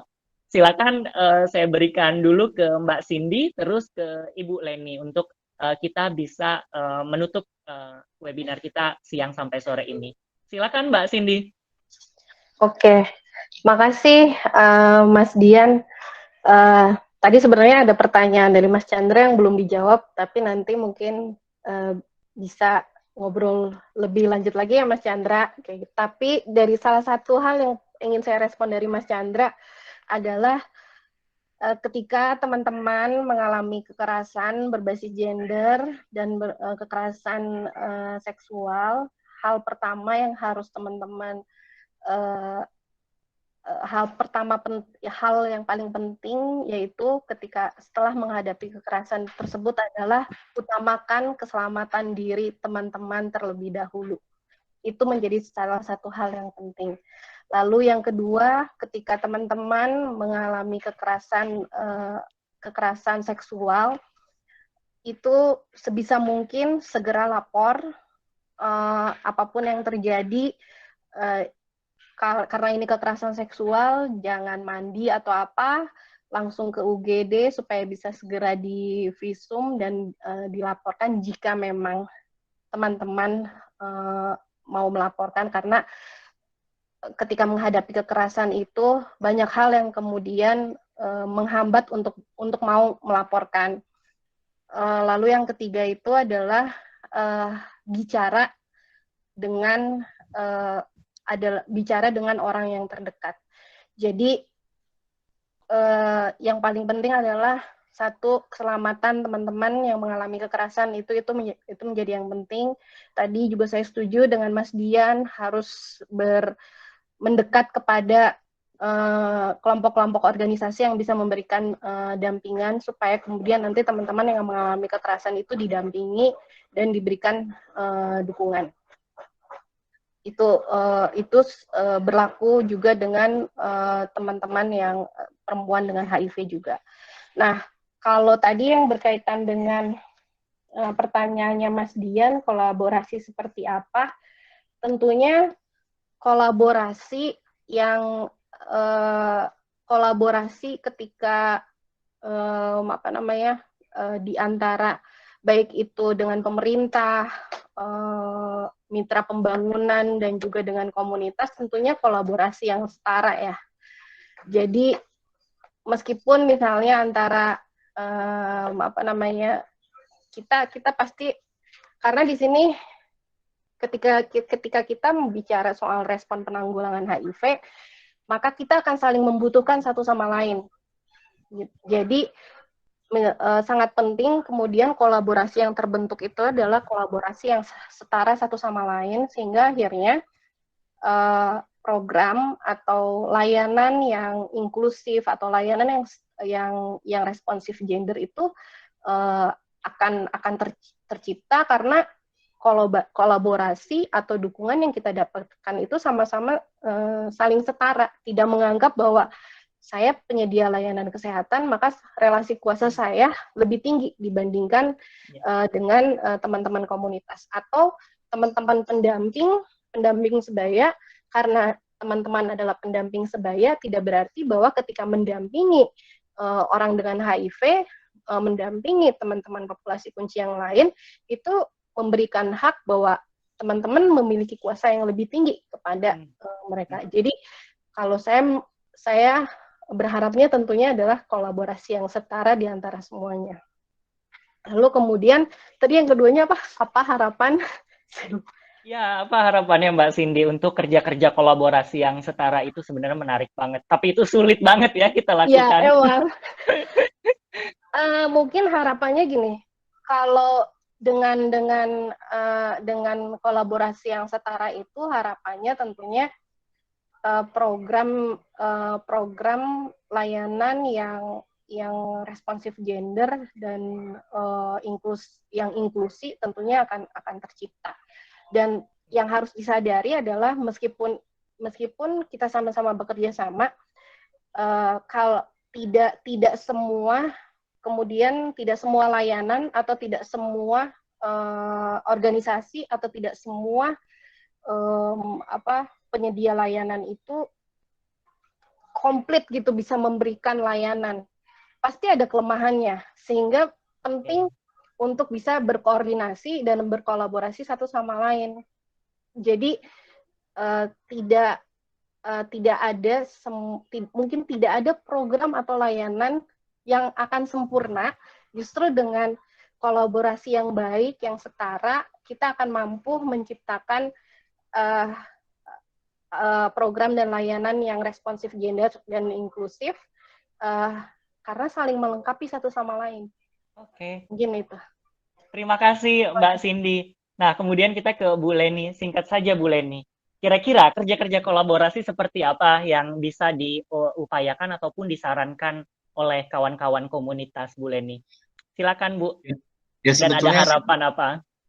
Oke, sebetulnya sih kita bermitra dengan sesuai dengan posisi dan kewenangan kita masing-masing ya. Jadi tidak ada apa yang dikatakan Mbak Cindy itu harus ada kesetaraan. Jangan ini aku harus lebih tinggi dan aku lebih rendah gitu. Tidak ada. Jadi kesetaraan itu sangat penting. Jadi hal itu yang menyebabkan tidak ada perbedaan bahwa ini kepentingan saya, itu kepentingan kamu, itu yang mitra yang harmonis itulah yang dibutuhkan.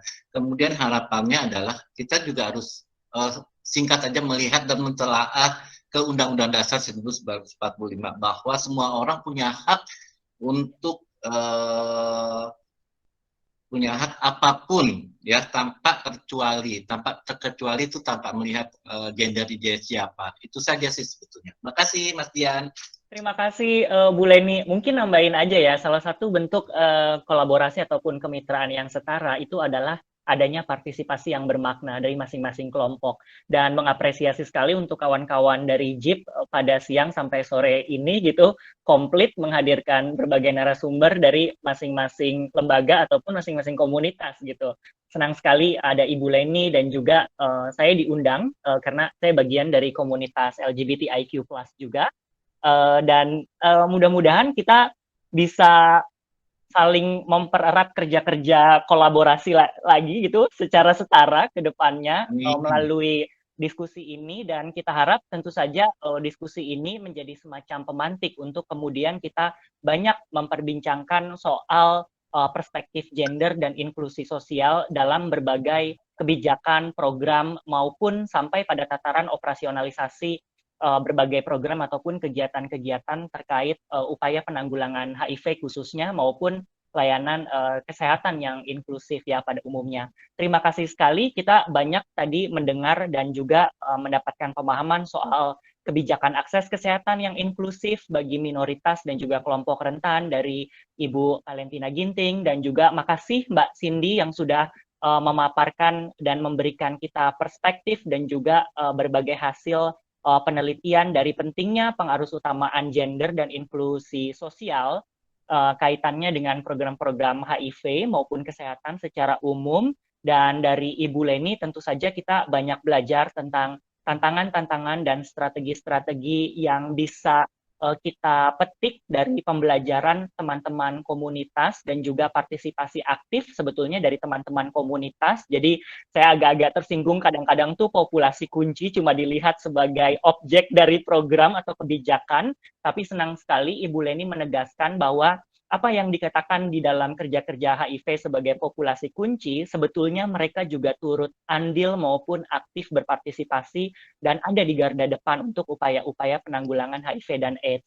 Terima kasih sekali teman-teman, dan mudah-mudahan kita bisa berjumpa lagi pada diskusi-diskusi lain ataupun kegiatan-kegiatan. Saya tahu nih mungkin banyak teman-teman di sini yang mewakili organisasi-organisasi terkait, pasti mungkin ketemu di lapangan, ketemu di acara-acara. Jangan sungkan untuk saling berkoordinasi dan menyapa, dan kita bisa saling bersinergi dan menjalin kemitraan ataupun kolaborasi secara setara dan inklusif. Terima kasih Mbak Sini dan Bu Leni, sehat-sehat selalu, dan juga teman-teman semua. Saya Dian, juga undur diri dulu untuk siang ini. Sore ini kita udah diskusi selama sekitar 2 jam. Saya pamit, selamat sore kawan-kawan semua, dan oh iya, jangan lupa pesan dari panitia untuk isi tautan yang ada di kolom chat, dan juga nanti kita akan dibagikan paparan dari masing-masing narasumber. Terima kasih, selamat sore kawan-kawan semua. Terima kasih, selamat sore, dadah. Mbak